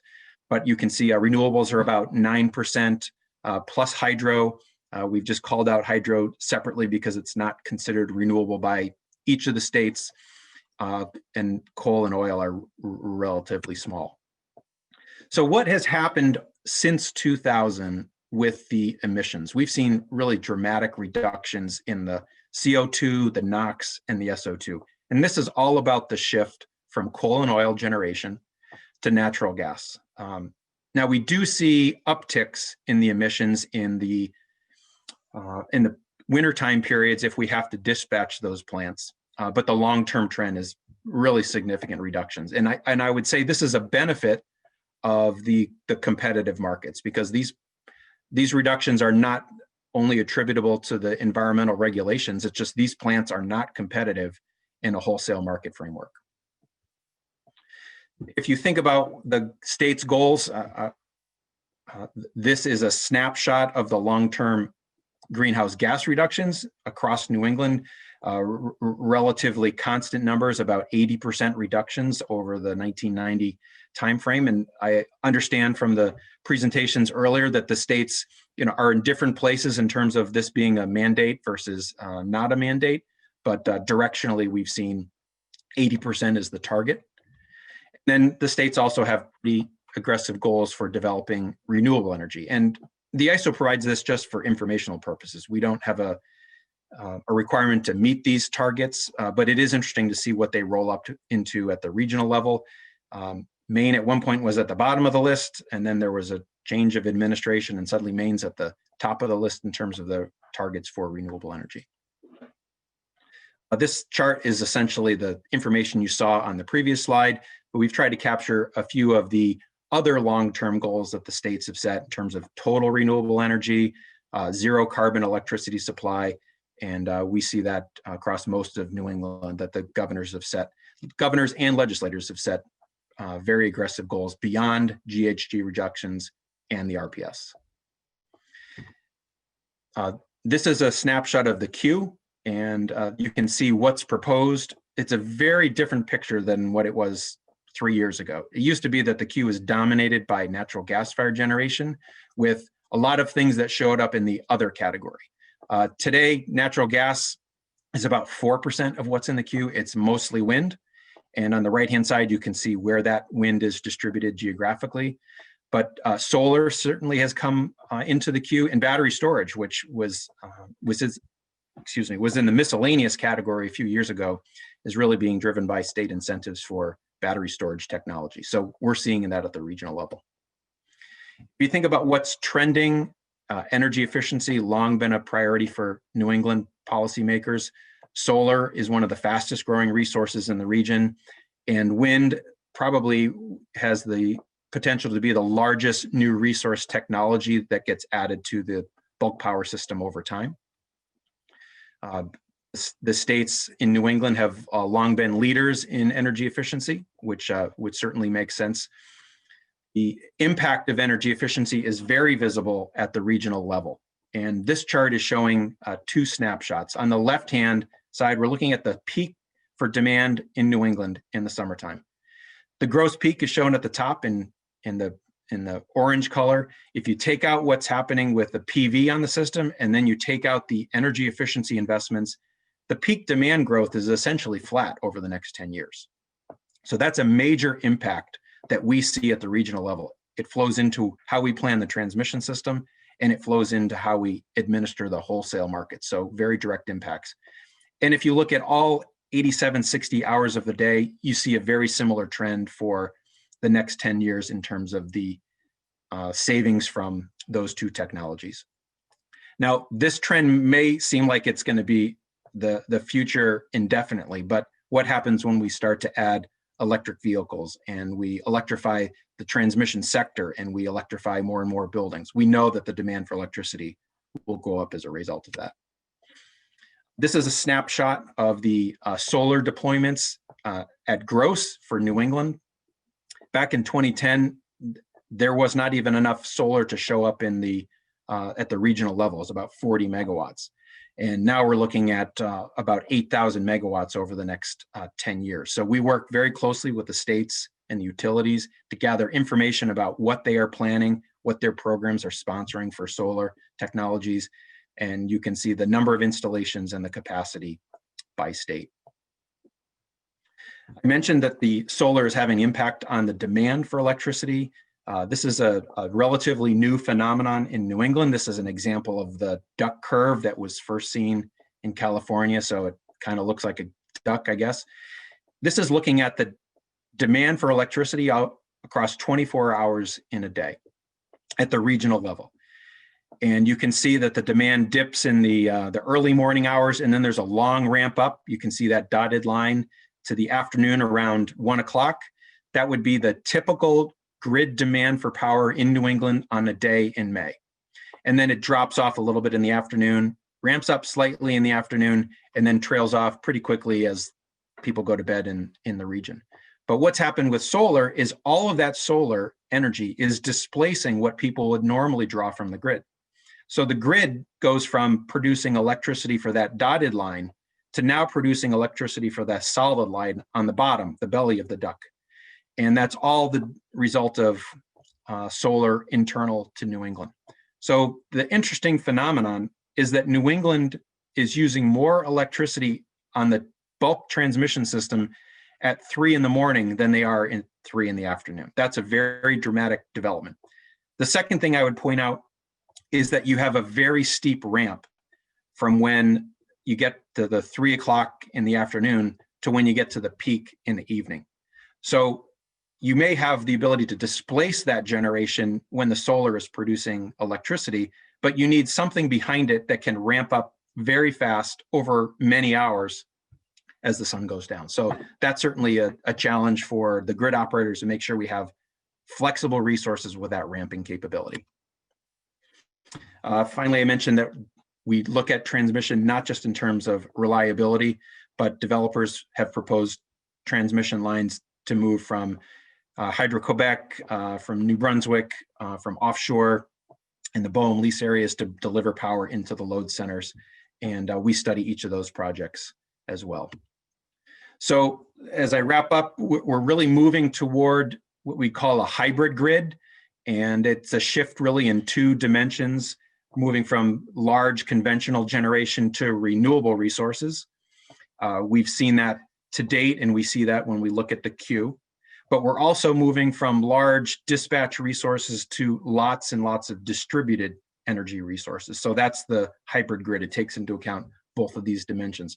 This will significantly increase the operational complexity for this system. Instead of dealing with 300 generators, you could be dealing with a couple of hundred generation assets and potentially tens of thousands or more distributed resources that are sited really on the distribution system, not even part of the transmission network. So how does the ISO think about this going forward? Certainly we have our responsibilities for operating the grid, administering the market, and doing the long-term planning, but we have adopted a vision statement recently that really is designed to harness the power of competition and advanced technologies to reliably plan and operate the grid as the region transitions to clean energy. So I'll leave you with that point. And there are a few resources. Highlight the consumer liaison group, as I mentioned, the information about the ISO. I never tell people about the mobile app until the end of the presentation because they download it and they stop listening. And we also have extensive reporting on the wholesale markets. The annual markets report is a public document on our website. We have lots of profiles, information on a state-by-state basis that would probably be helpful to you. With that, Commissioner Dykes, thank you for giving us the opportunity to share. I hope that was helpful, and I'd be happy to try and answer any questions.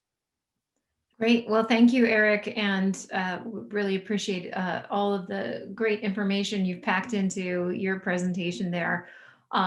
We have a number of questions that have come in from commenters, so we'll turn to those. And I think based on where we are in the schedule, I think we have time here for a little back and forth. Folks may want to, this may be a chance for us to, if there are folks that want to unmute and for you to ask your questions. But one of the first questions comes from Dick Brooks, who is asking about the RTO for Ireland. Has a high penetration of renewable resources, which has led to some days when 20 to 24 hours produce negative real-time locational marginal prices. Trying to spell out the acronyms here so that everyone has a best chance to understand, be part of the conversation. So does ISO England have any plans to address an increasing number of negative real-time LMP hours if New England follows the experiences seen in Ireland? It's a good question. I would love to make a trip to Ireland to investigate this. When you talk about negative pricing, we didn't get into that in the discussion here, but there are hours when we actually see a negative price in the wholesale market, and it's a signal that we have too much generation that's operating and it's higher than the demand. So the negative price is designed as a signal to tell resources, we need you to back down. So the only resource that would be willing to accept a negative price, meaning they pay to produce electricity, is a resource that has some other form of financial support. They may be dealing with RECs. They may have production tax credit incentives that require them to be on, or they may have some other agreements with customers that they want to be on. But at some point, the ISO has to say we have too much power. Typically, this would be in the springtime when the load or the demand is relatively low. Could be in the fall as well. So there's not a plan to get rid of negative pricing. It's just a signal that there are times that we're kind of on the opposite end of the peak. We have too much power for the demand that's occurring on the system. But I'm happy to take that offline with Dick and discuss any other information he has about Ireland. This is a question from Brian Thompson. It refers to a specific chart on slide 16 about how you account for the Mystic RMR contracts.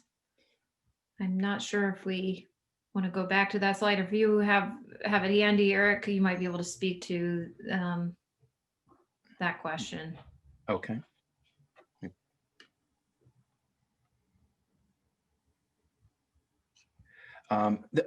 Well, let's just back up. The Mystic RMR is a short-term reliability agreement with a power station in the Boston area that we needed for reliability. And need for that is identified by the ISO. We have a stakeholder process to review that. It goes through the NEPL process that Dave talked about, but it's ultimately filed with FERC and is subject to a different set of rules. They would not be a market price, they would be under a cost of service structure. So that is one of the more recent examples of a reliability agreement, but it was designed specifically to deal with the fuel security challenge, which is a little bit different from the transmission security that spurred the need for RMRs, as we called them, back in the 2005 timeframe. So that's just a little bit of background. I'm not sure if there's more to that question. I don't know if we want to unmute the person who's asking, or if that answers the question.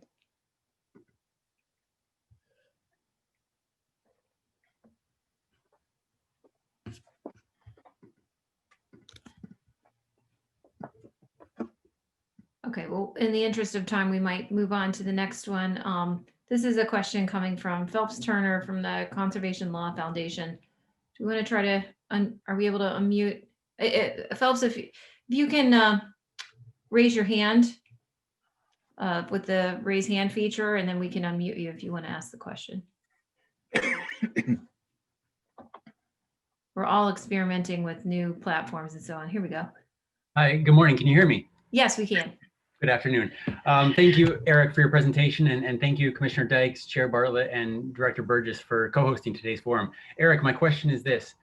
How will ISO New England be responding to the call in the state's vision statement for ISO New England and the ISO board to convene a collaborative process with the states and with stakeholders to identify potential changes to the ISO's mission statement and governance structure that support the state's energy and environmental laws and improve transparency? Thank you. Oh, good question. When the states released their visions back in October, we met with the representatives from the states, the NESCO managers, our senior staff team, and our board to hear directly what their concerns were. We said we would be happy to have a conversation with each of the issues that were raised, both the wholesale market issues, the transmission planning, and the governance. We are obviously participating in today's discussion on the wholesale markets and happy to be a part of the follow-on meetings about this.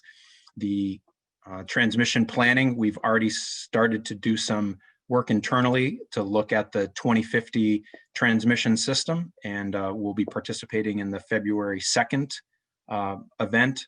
And we've had some early conversations with the states on the governance, and I think we're waiting to find out if there's a date for that session. I don't think that's been announced yet, but we are happy to have that conversation with the states directly, thinking about the governance issues that they raised.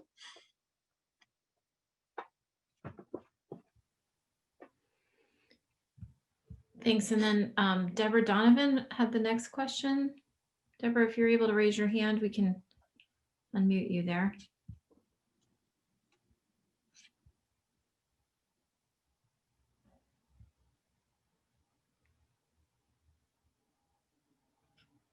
Hi. We can hear you. Great. Okay, great. Hi, Deborah. Thank you, everybody who has organized this first forum of several, and we're Acadia Center is looking forward to participating in these discussions throughout. I had a specific question that I wanted to bring up related to Eric Johnson, your slides. You had a slide that showed the correlation between wholesale market electricity prices and gas prices. And so I guess one of the questions I'd like to have your comments on is, given that there are concerns around constraints on gas supply for power generators that also impact consumers through price spikes, but also create a reliability issue, what is the ISO's stance on reforming markets so that we don't continue to keep adding natural gas generation or either perpetuate or grow our reliance on natural gas going forward? This is in addition to concerns about, just perpetuating carbon emissions from the gas resources that are on the system, or that some are saying we need more of going forward. Thank you. Thanks, Deb. Good question. So I guess one of the indications is that what's in the generator interconnection study queue shows what the expression of interest is by technology type. And natural gas went from #1 by far to like 4%. So the market at this point is not attracting incremental new gas-fired generation in any significant quantities. Almost all of the new resources that are coming into the system, into the study process to connect to the grid, are renewable resources, or it could be transmission to connect to clean or renewable resources in other regions or offshore. So I think that's already happening. The market design really, though, is structured around delivering electricity to the grid at the lowest possible price. So that's been the design objective from the beginning. That hasn't changed, but now the question is, how do we capture the state's environmental objective, which has been a part of the conversation really since restructuring, but it was never built into the wholesale market design specifically. And so I think we have a regional discussion that's looking at what are the different pathways that can help not only meet the reliability objectives, but integrate what the states are looking at for their public policy objectives around decarbonization and renewable energy. So that won't happen by the stroke of the pen by the ISO. We don't make that type of a decision unilaterally. That'll all be discussed with our stakeholders, and anything that is a reform would ultimately go to FERC, where there's, again, lots of stakeholder input and participation. So the discussion, I think, is well underway, and we're engaged fully with the states and with NEPOOL on this very, very topic. May I ask a quick follow-up question, Katie? Sure. I guess your reference to a selection of resources using the lowest possible price, does that indicate that the ISO is open to redefining how we evaluate the costs of resources in the markets going forward? You might have to unpack that a little bit. I mean, well, I guess what I'm saying is that there are costs in the future to committing to fossil generation today, for example. There are health costs, there are carbon impact costs, that sort of thing. Yeah. Okay, thanks for the clarification. So I would say this is an area where the states clearly have authority and jurisdiction that the ISO doesn't. So even if we adopted the idea that we need to solve that, the ISO doesn't have the authority. And I'm not sure that the states or the participants want us to take that on unless we work that out together. That's my sense of it. So it really involves opening the hood of the market and asking, do we want this market to do something different from what it was designed to do in the beginning? Or do we stay the course? And I think people are looking under the hood saying, we might want to do something other than just select prices at the lowest, select resources at the lowest possible price. But that is a significant overhaul of that market design, which I would say has worked very well. This chart obviously shows episodes where you have price volatility in the region, but the long-term trend is the markets have produced a steady decline in wholesale energy prices. And again, to Deborah's question about are we open to that, I think it's not a question of is the ISO open to that. It's what does the region want to do with this? And clearly the states have outlined some guideposts for their thinking within the regional stakeholder conversation, and so we're listening to that very closely. I might jump in with a follow-up or kind of a related question.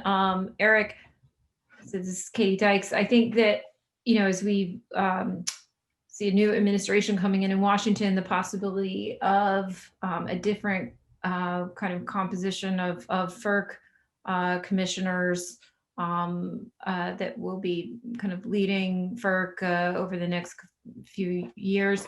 We know Commissioner Glick, for one, has dissented vigorously about the use of the minimum offer price rule, which is a rule designed to, address market manipulation by market participants, but has evolved into something that is, in my view, thwarting state-sponsored resources from being able to be counted or clear in the capacity market. Given Commissioner Glick's perspective, and that could become possibly the majority view at FERC in coming months, let's say, will the ISO New England continue to support the use of the MOPR to prevent state sponsored resources from clearing the capacity market? Well, that's a great question, and at the start of the presentation, I said we are regulated by FERC. So if we see a change in the leadership at the commission, that certainly could have an impact on how we think about the market structure. I'm familiar with the dissent that he's authored on this issue related to the MOPR, but we would say you have to look more broadly than just the MOPR, because if you take that provision out of the market and you bring lots of renewable resources into the market that have that support, it's going to crowd out other or displace other resources that don't have the benefit of a long-term contract with the state. And you're going to need those resources to help balance the variability of the renewables that are coming online. So we would say if you take away the MOPR, that may solve one problem, but you need to make sure you have a revenue stream that can support the fleet you need to operate with all of this renewables. So, I mean, that's my initial thought. However, if FERC gives us different direction, of course, we're going to have to address that and respond to it. I don't want to handicap what might be coming out of the new commission, but we are certainly, keenly aware of the views of the current commissioners, and that certainly could have an impact on the design in the future. But pushing into that, I think, do recognize that I think the ICE has been clear about some of those follow-on consequences if the MOPR were no longer supported, I guess, by your federal regulator. So do you have any thoughts about how the ISO New England would evolve its markets in a MOPR-free environment? I don't, but I understand that will be part of any of the pathways conversations at the regional level. It's just not something that I could say we've resolved that yet. We've done a number of studies about reliability. We're looking at doing some further evaluation of a couple of market concepts that we think may be solutions to integrate renewable resources and provide those revenue sources for the fleet. One is the concept of net carbon pricing. Obviously, we understand the states are not supportive of that idea, but they have expressed interest in a forward clean energy market. And our organization is going to take a look at both of those options, and hopefully that gives us some good data over the next year to kind of compare different approaches. I think it would be unlikely that we would suddenly be in a MOPR-free zone in 2021. I don't expect we're going to get that direction from FERC, but if we get those signals, we'll have to respond to it. And this is a good time for you to say if there's other folks from our state conveners here, some of our state and leaders that want to ask questions, feel free to jump in. I think we'll keep going through the Q&A here, but want to make sure people, we don't overlook any of our other sister state participants. Susanna Hatch, I think, had a question or two here. Susanna, I don't know if you want to unmute. One is related to, or let's see if you can raise your hand. We'll move you over here so you can ask your question. I think you're unmuted, Susanna. Can you hear me? Yes. All right. Well, one of mine is a broader question that may be for ISO, but maybe for state folks as well. Just wondering how is this current process and discussion about wholesale market reform different from the IMAP process, which tried to solve similar issues and failed? Okay, thank you. Actually, that may be a question for a broader group than me, but certainly the ISO was involved in those discussions. The IMAP, for those who may not be familiar, was an initiative that NEPOOL launched, and the acronym is for Integrating Markets and Public Policy. And it was essentially a brainstorming session around the types of market solutions that might get us to the future that the states are envisioning. And concepts like the forward clean energy market were developed as part of IMAP. At some point in the IMAP process, it became clear that there was not a regional consensus on a path forward. And the region asked the ISO, what are your ideas on sort of the shorter time frame? And so we got involved at that point. But I would say it really depends on whether or not you get consensus on the solutions that are being discussed, whether it's forward clean energy market or integrated clean capacity market, net carbon pricing. There's a laundry list of things that have been discussed within the NEPOOL process. It's ultimately going to require some consensus among the region before any of those things go down to FERC. So I don't want to handicap where they would go right now. I think there's going to be a lot more study of that in 2021. And I would say stay tuned. I would offer, for what it's worth, just Connecticut's perspective on how this process is different from IMAP. One, the IMAP process really occurred within NEPOOL, within their stakeholder process. So it was not accessible to folks who are not NEPOOL participants. So, just the format here is intended to make sure that these discussions are accessible to any stakeholder that's interested. I think another difference I would offer is that time has passed and the solution, we still don't have a solution. I think at the conclusion of the IMAP process, the ISO advanced CASPER, kind of intended, I guess, as a solution to provide for entry of state-sponsored resources in the capacity market. And in my view, that solution, which Connecticut wasn't supportive of, is not working. And so I think we're here again and here talking about these issues because we haven't solved them.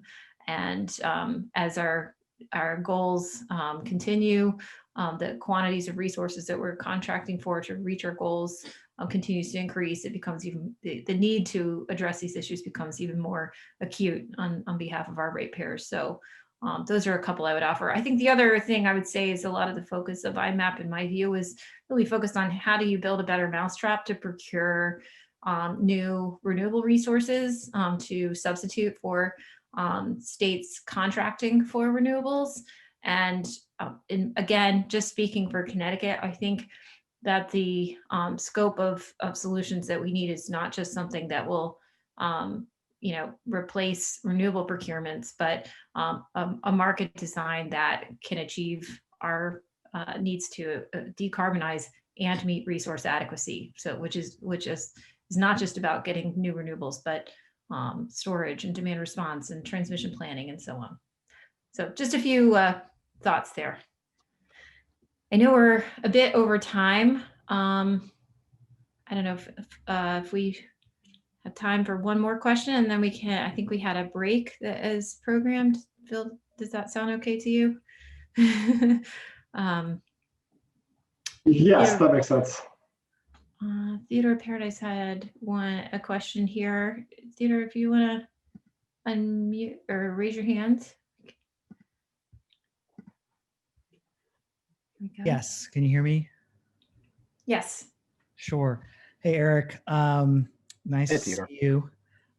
Just a quick question and some of these questions maybe, fall into two other forums that NESCO will be having, but you talked about energy forecasting. And of course, we've seen sort of the flat and even declining loads with energy efficiency, and the ISO is used for the longest time a model that is taking current inputs and also backwards looking, 10 years and sort of chopping off the years in that as it goes forward. But of course, you mentioned it. You can look at the state laws that have been passed and see the targets for electrification and transportation and the building sector, home heating. And of course, the forecast is so important when we get over to transmission planning, because the system build out used to be driven by load growth. That's gone away with the energy efficiency, but we have a lot of information that tells us, I think very concretely, that significant load growth is coming. But if we look at the ISO planning tools, that just does not show up. And if we're at the PAC having discussions about where the system needs to be in 10 years for capability, we don't see any planning happening for that, any expansion happening, because the official load forecast is flat or declining.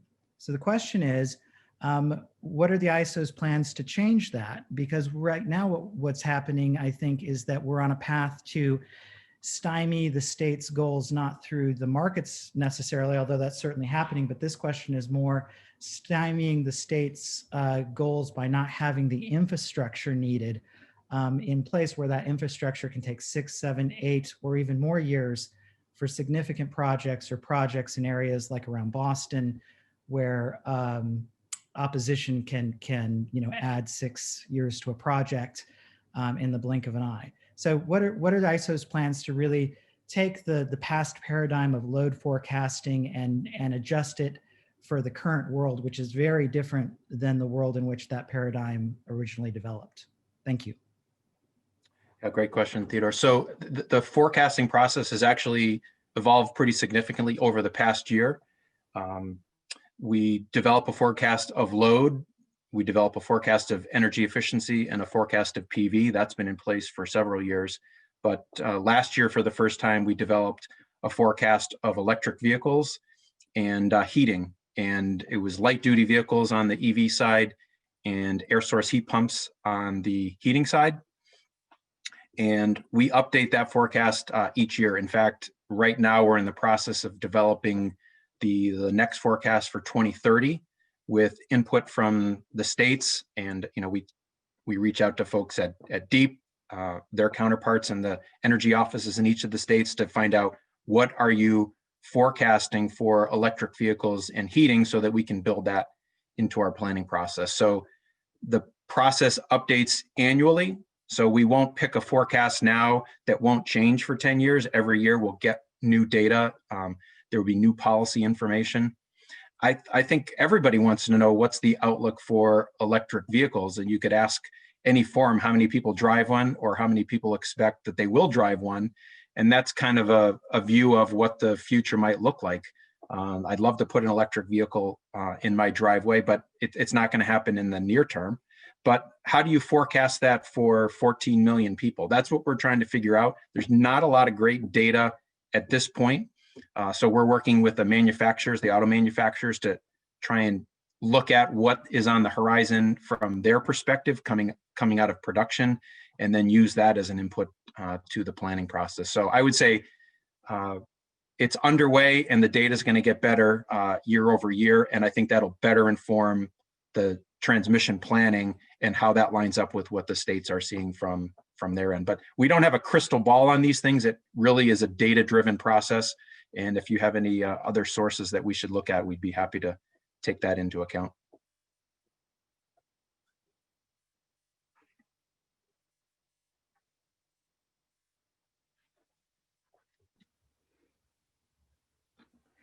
Okay, great. Well, I think let me pause to see if there's any questions from any of our state partners that are participating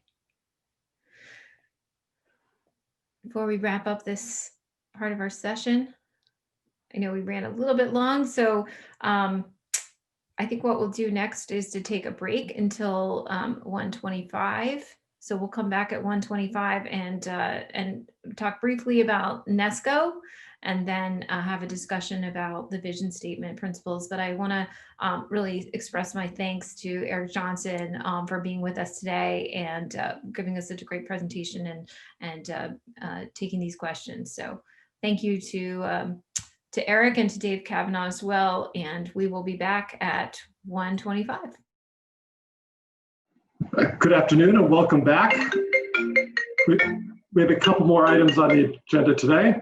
First, now that I silenced my phone, first we have a brief discussion of what NESCO does, and then we will launch into a discussion with all of the NESCO managers about the vision statement.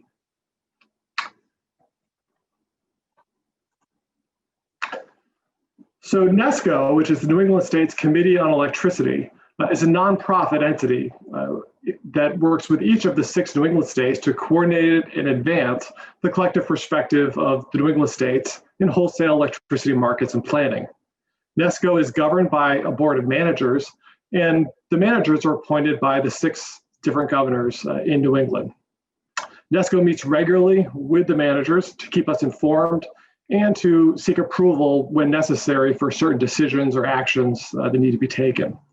Many years ago, FERC encouraged regions of the country with regional transmission organizations like ISO New England to form these regional state committees to help coordinate and advance state perspectives in the wholesale electricity market and planning activities. And NESCO is the New England version of that. NESCO's primary role, and this goes to the next slide, the NESCO's primary role is to advance the 6 New England states' common interest in the provision of electricity to consumers at the lowest possible price over the long term, consistent with maintaining reliable service and environmental quality. NESCO tries to accomplish this by engaging in the stakeholder process and offering specific proposals in connection with planning and market rule changes to advance consumer interests and the state's shared energy objectives, and defending those interests in response to proposals that may be put forward by others. NESCO engages in the NEPOOL stakeholder process by participating in a variety of committees, including the Participants Committee, the Reliability Committee, the Transmission Committee, and the Markets Committee. NESCO also participates in ISO New England's Planning Advisory Committee and Power Supply Planning Committee, and in a number of working groups and ad hoc subject matter forums, such as the Energy Efficiency Forecast Working Group, the Distributed Generation Forecasting Group, and the Environmental Advisory Group. And I would say that from a state perspective, this is incredibly important to have NESCO's team of professional staff working in all of these various committees and working groups to advance our interests in a way that would be very difficult for each of the 6 states to do if left to our own devices. For more information, NESCO has an amazing resource center posted on his website, and the link is now up on the screen. You can learn a lot about the history of various rules and changes in New England, and a lot of the different work that NESCO has done and gathered, information it's gathered for activities in the region. So this is just a great place to go to learn a lot more. For any question you have, there are probably 6 detailed answers that go farther than you ever imagined. So I encourage you to take advantage of that resource. And with that, let me turn it over to Katie to launch us into the discussion of the vision statement. Terrific. Thank you, Phil. And I just want to say I appreciate everyone who's been tuned in today. You know, we've really laid a lot of foundation with this first technical session, the first day of our Markets Technical Forum. We've heard about the various policies and priorities of the 6 respective New England states. We've talked about NEPOOL and how it came about and how it functions. today as a stakeholder group for the ICE New England. We heard from the ICE New England about their role, and now and as well about how the states participate in the NEPL process and engage with the ISO through NESCO. So with all of those acronyms under, at our fingertips, now we can talk about the vision statement again, which we mentioned at the very beginning of today's session. This vision statement includes 5 principles that we've got up here on the screen that are really the reason that we're here. Our various states, again, we're separate sovereigns. We all have our own unique policies and priorities, but we share this regional grid, and we share many policy priorities in common. And earlier, or I guess not earlier this year, last summer, we really engaged in a conversation in earnest among all 6 states, ultimately to develop this vision statement to try to articulate principles that we share across all 6 states. And so wanted to take a moment to just talk about these and provide perspective on why, what these mean. I can share from Connecticut's perspective why we think these principles are so important, and an opportunity to hear from other states as well. Because this is all building up to a discussion that we'll be having in the second day of our technical forum about market designs that we think should be considered. We'll hear from various experts, from consultants and sector participants and advocates about the pros and cons of different designs that could help to achieve these principles. But really trying to build that base of knowledge and kind of conclude today by reflecting on these principles to frame that next conversation effectively. So the 5 principles that you see reflected here, we'll just kind of take these step by step. First off, the first one, meeting states' decarbonization mandates and maintaining resource adequacy at the lowest cost by using market-based mechanisms. There's a lot in this first principle. I think, I'll just say for Connecticut that, we've had our share of frustrations, I think, around how the markets have been working for our state and for our ratepayers. We reflect the importance of not only meeting our clean energy goals, but making sure that we have a reliable grid. And I think that it's very important for folks to know that as an environmental agency or an energy policy agency, we're not only just thinking about how do we reduce emissions, but how do we reduce emissions in a way that can provide for a reliable grid. That has to be part of the things that we think about as policymakers in order to be able to have an effective partnership with our grid operator and to provide service that our ratepayers need.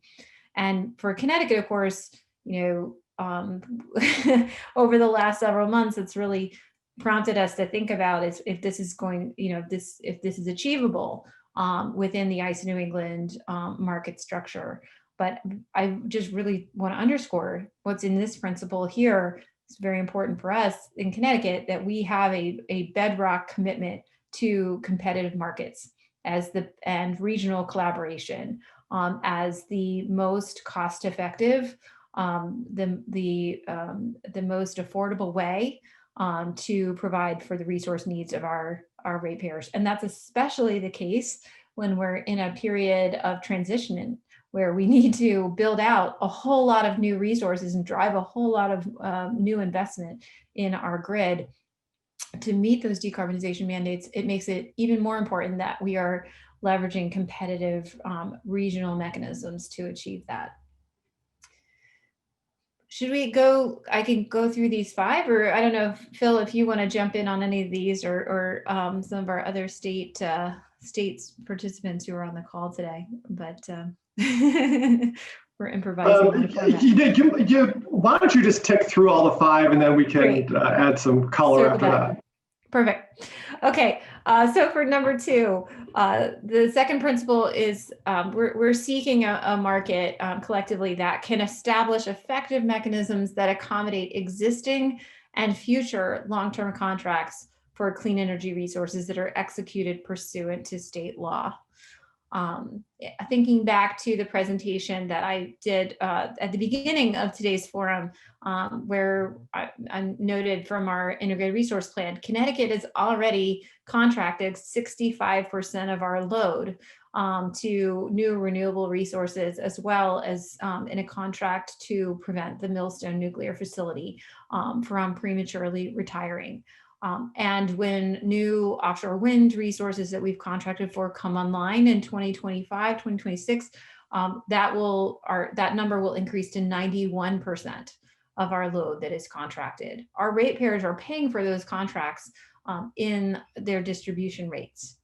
And so it's really important to recognize that any market design, we need to have a market design that can unify, in my view, the markets that we have, our ratepayers are paying for in their generation rates that are administered by the ISO to maintain resource adequacy and reliability, along with the contracts we're paying for in distribution rates that we procure through competitive markets, essentially through RFPs, to meet our clean energy mandates. We want to bring those markets together, but we are not starting from scratch. And for a state like Connecticut, a key question is going to be, how do we make that transition to a new market where we already have so much load that's under contract? So how will those contracted resources be accounted? That's a really critical question that goes to affordability and making sure that our ratepayers' current investments are being valued. It's never been more important to consider those issues as you think about the circumstances that ratepayers are experiencing today in the midst of an economic downturn associated with a global pandemic. Affordability is critical, and this is a pretty key issue that needs to be addressed in any new market design for Connecticut. Number three, integrate distribution level resources effectively and efficiently.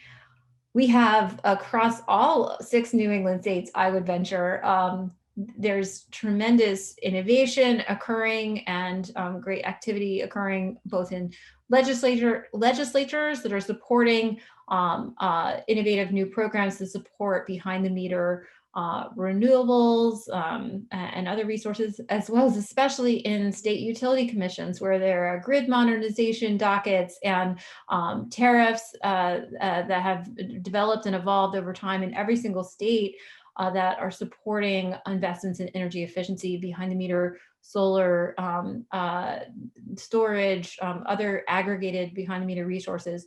Our electric distribution companies are contemplating or already investing in resources that they own to be able to better visualize, operate, dispatch those behind the meter resources.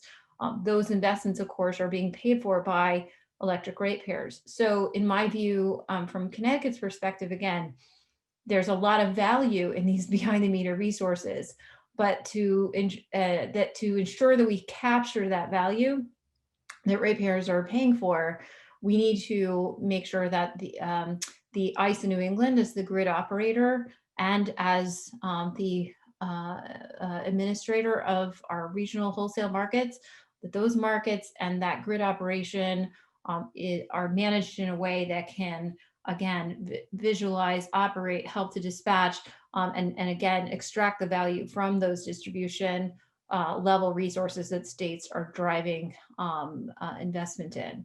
So that kind of linkage, requires close partnership and coordination, and frankly recognition of the policies and investments that are occurring within state jurisdictional proceedings and at the distribution level. Number 4, allow interested buyers and sellers to participate. There's a lot of different things you can say about this particular principle.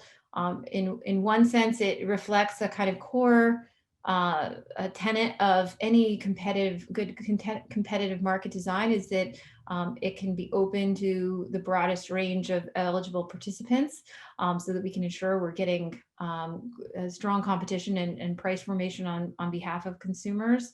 I think it also reflects, the need for flexibility as you think about different states procuring for different public policy resources in different ways. What will be the accommodation for self-supply in any future market design? And then lastly, for number 5, provide for an appropriate level of state involvement in market design and implementation. So I'm thinking a little bit about some of Eric Johnson's presentation today, and talking about, those questions about the ISO's responsibilities to FERC as its regulator with respect to the tariffs that it implements, but also its responsiveness to state policies and state jurisdictional preferences for clean energy supply and other preferred resources.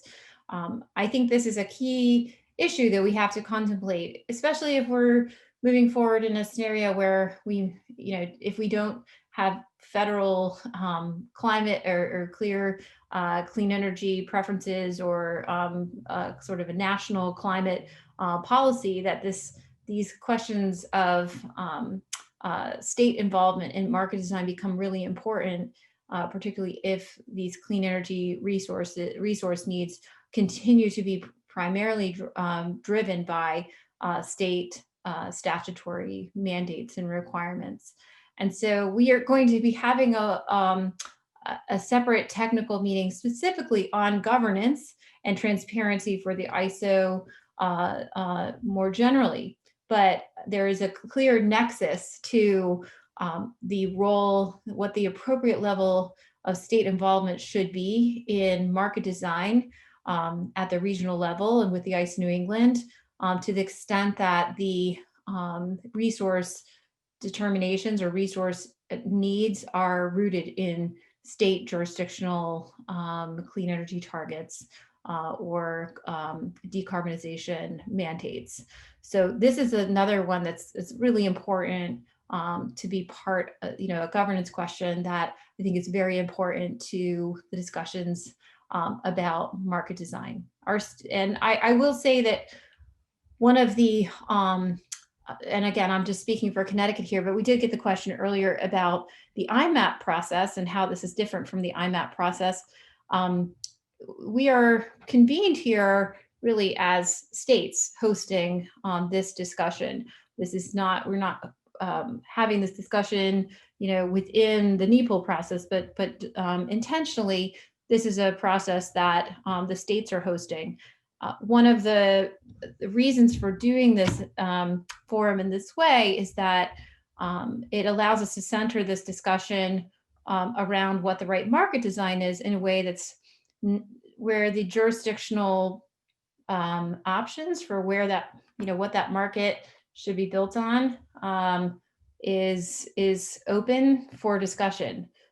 So, for Connecticut's purposes, we're interested in finding the best market design that can meet these principles. And I think, we're open to whether that market design should be state jurisdictional. For example, the RGGI program, which we co-implement with other New England states, is an example of a market that is rooted in the jurisdiction of each participating state, or whether the best market design can be rooted in federal jurisdiction under the Federal Power Act, like the tariffs that the ISO New England operates. I think that's a question that is open from my perspective, that this forum allows us to explore, and that we may hear commenters and presenters talk about more on the second day of this session. But from my perspective, the most important thing is we find a market design that works to achieve these principles and not be constrained by the jurisdictional question at the outset from considering what may be the best options. So with that, long discussion. Let me turn it over to you, Phil, and great to hear your perspectives from the state of Maine about these principles and what they mean to you and to your state. Thank you. That's an excellent overview of sort of the 5 principles and I think kind of what's motivating them. You know, I think it's important as we have this discussion to start with the recognition that we are where we are because these markets were put in place at a different time to meet a different set of challenges. And I know we heard a little bit about that earlier today.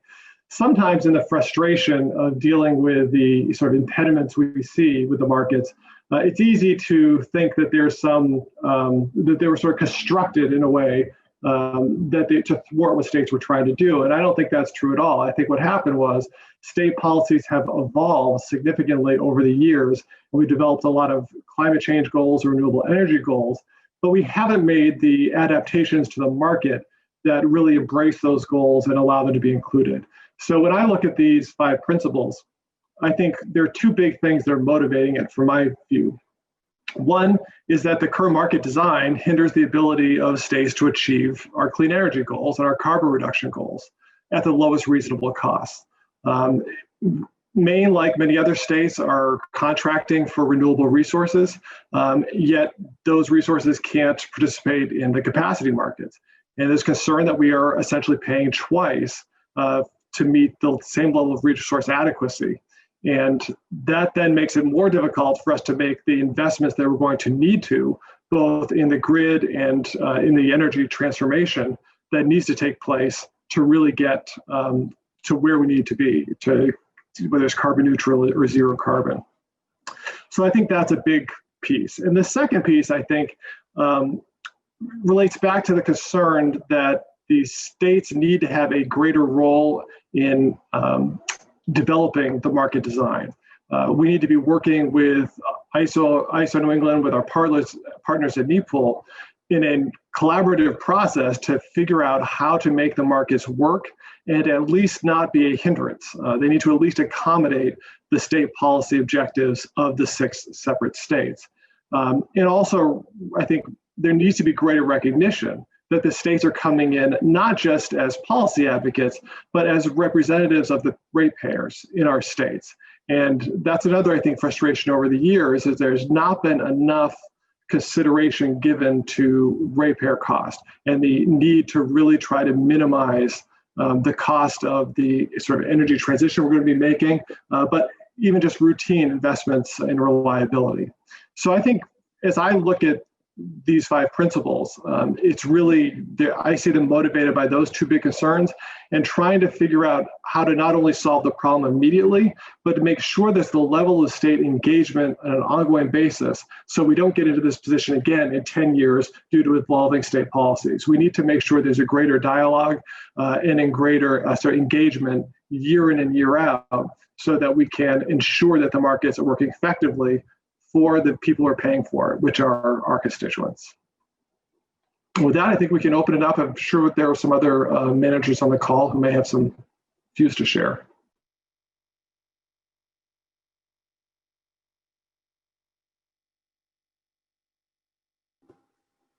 Katie, I can share a little bit of New Hampshire's perspective if you'd like. That'd be fabulous. Okay. I agree with what Katie and Phil have both said thus far. And I think that the beauty of this vision statement is that it was able to synthesize the goals that we all need to achieve in each of our states, despite our differences in laws, to achieve what we need to get to. The fact is that 5 of the 6 New England states have legal requirements to reduce carbon emissions substantially. And that affects the region and that affects the markets. And we don't have a market to accommodate that. And so I think that the pressure is on much more significantly than it was during IMAP. And I think that if we are able to create a new market that meets the principles of the vision statement, then I think we all will be able to live with it. Thank you.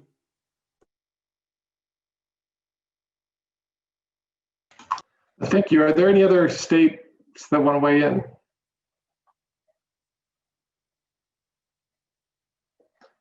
If not, we probably have a few minutes if there's a question or two.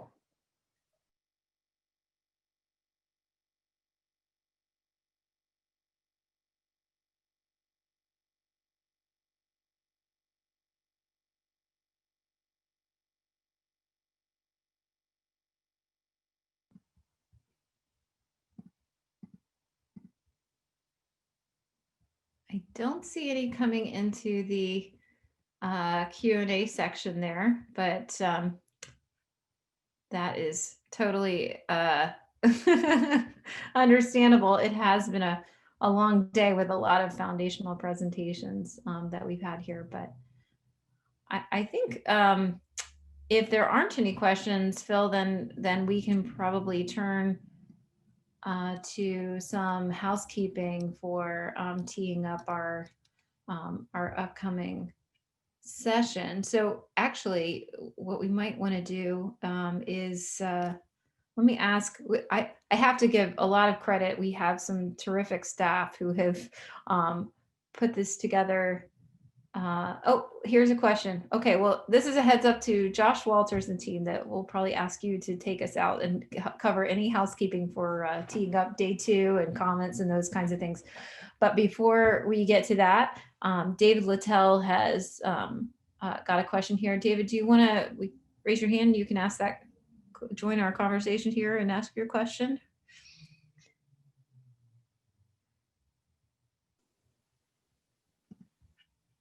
Sure. Can you hear me? Yep. Hi, everyone. I know in the past, quite a while ago, the states were reluctant to consider taking on anything related to resource adequacy. And that issue was sometimes used to push back at the states on if the states want to talk about capacity market reform, they can take it over. Just sort of tell ISO and FERC that. Is that issue any more in play than it was, say, 5 years ago?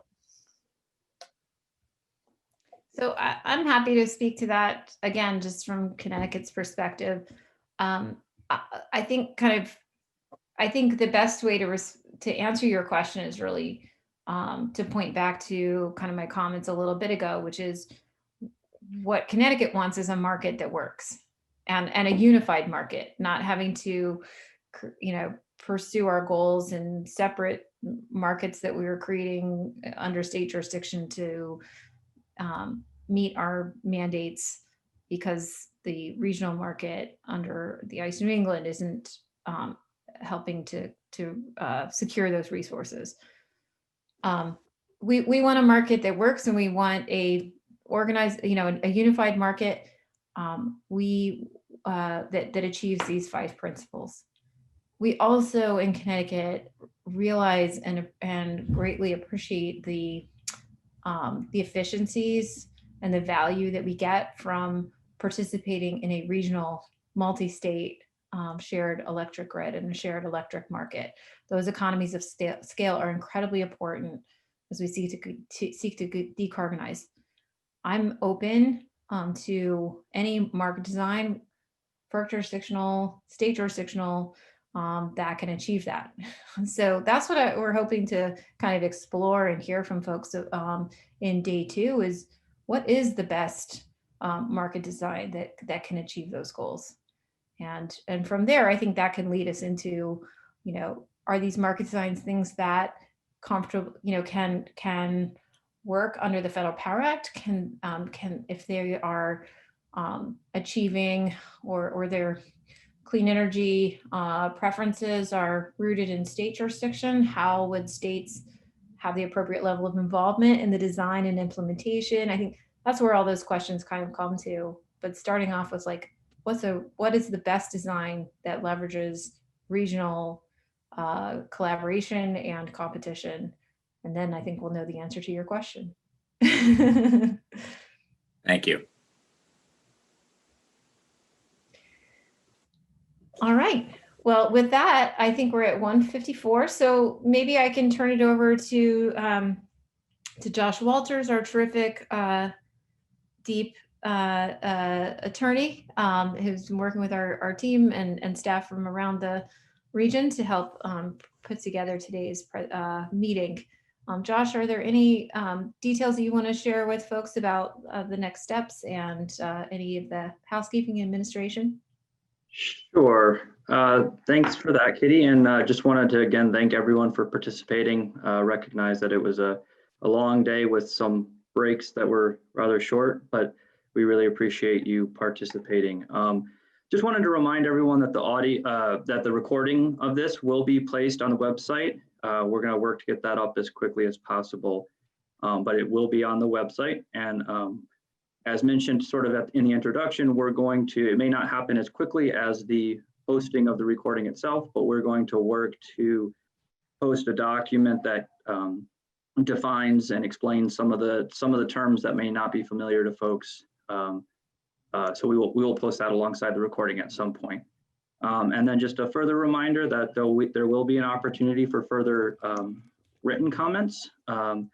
Given that the Wholesale Technical Forum is 2 days, we're going to hold off until we have the second day as well. And so we'll ask for written comments by February 24th, but we can provide further notice on that and the email address where that can get sent to.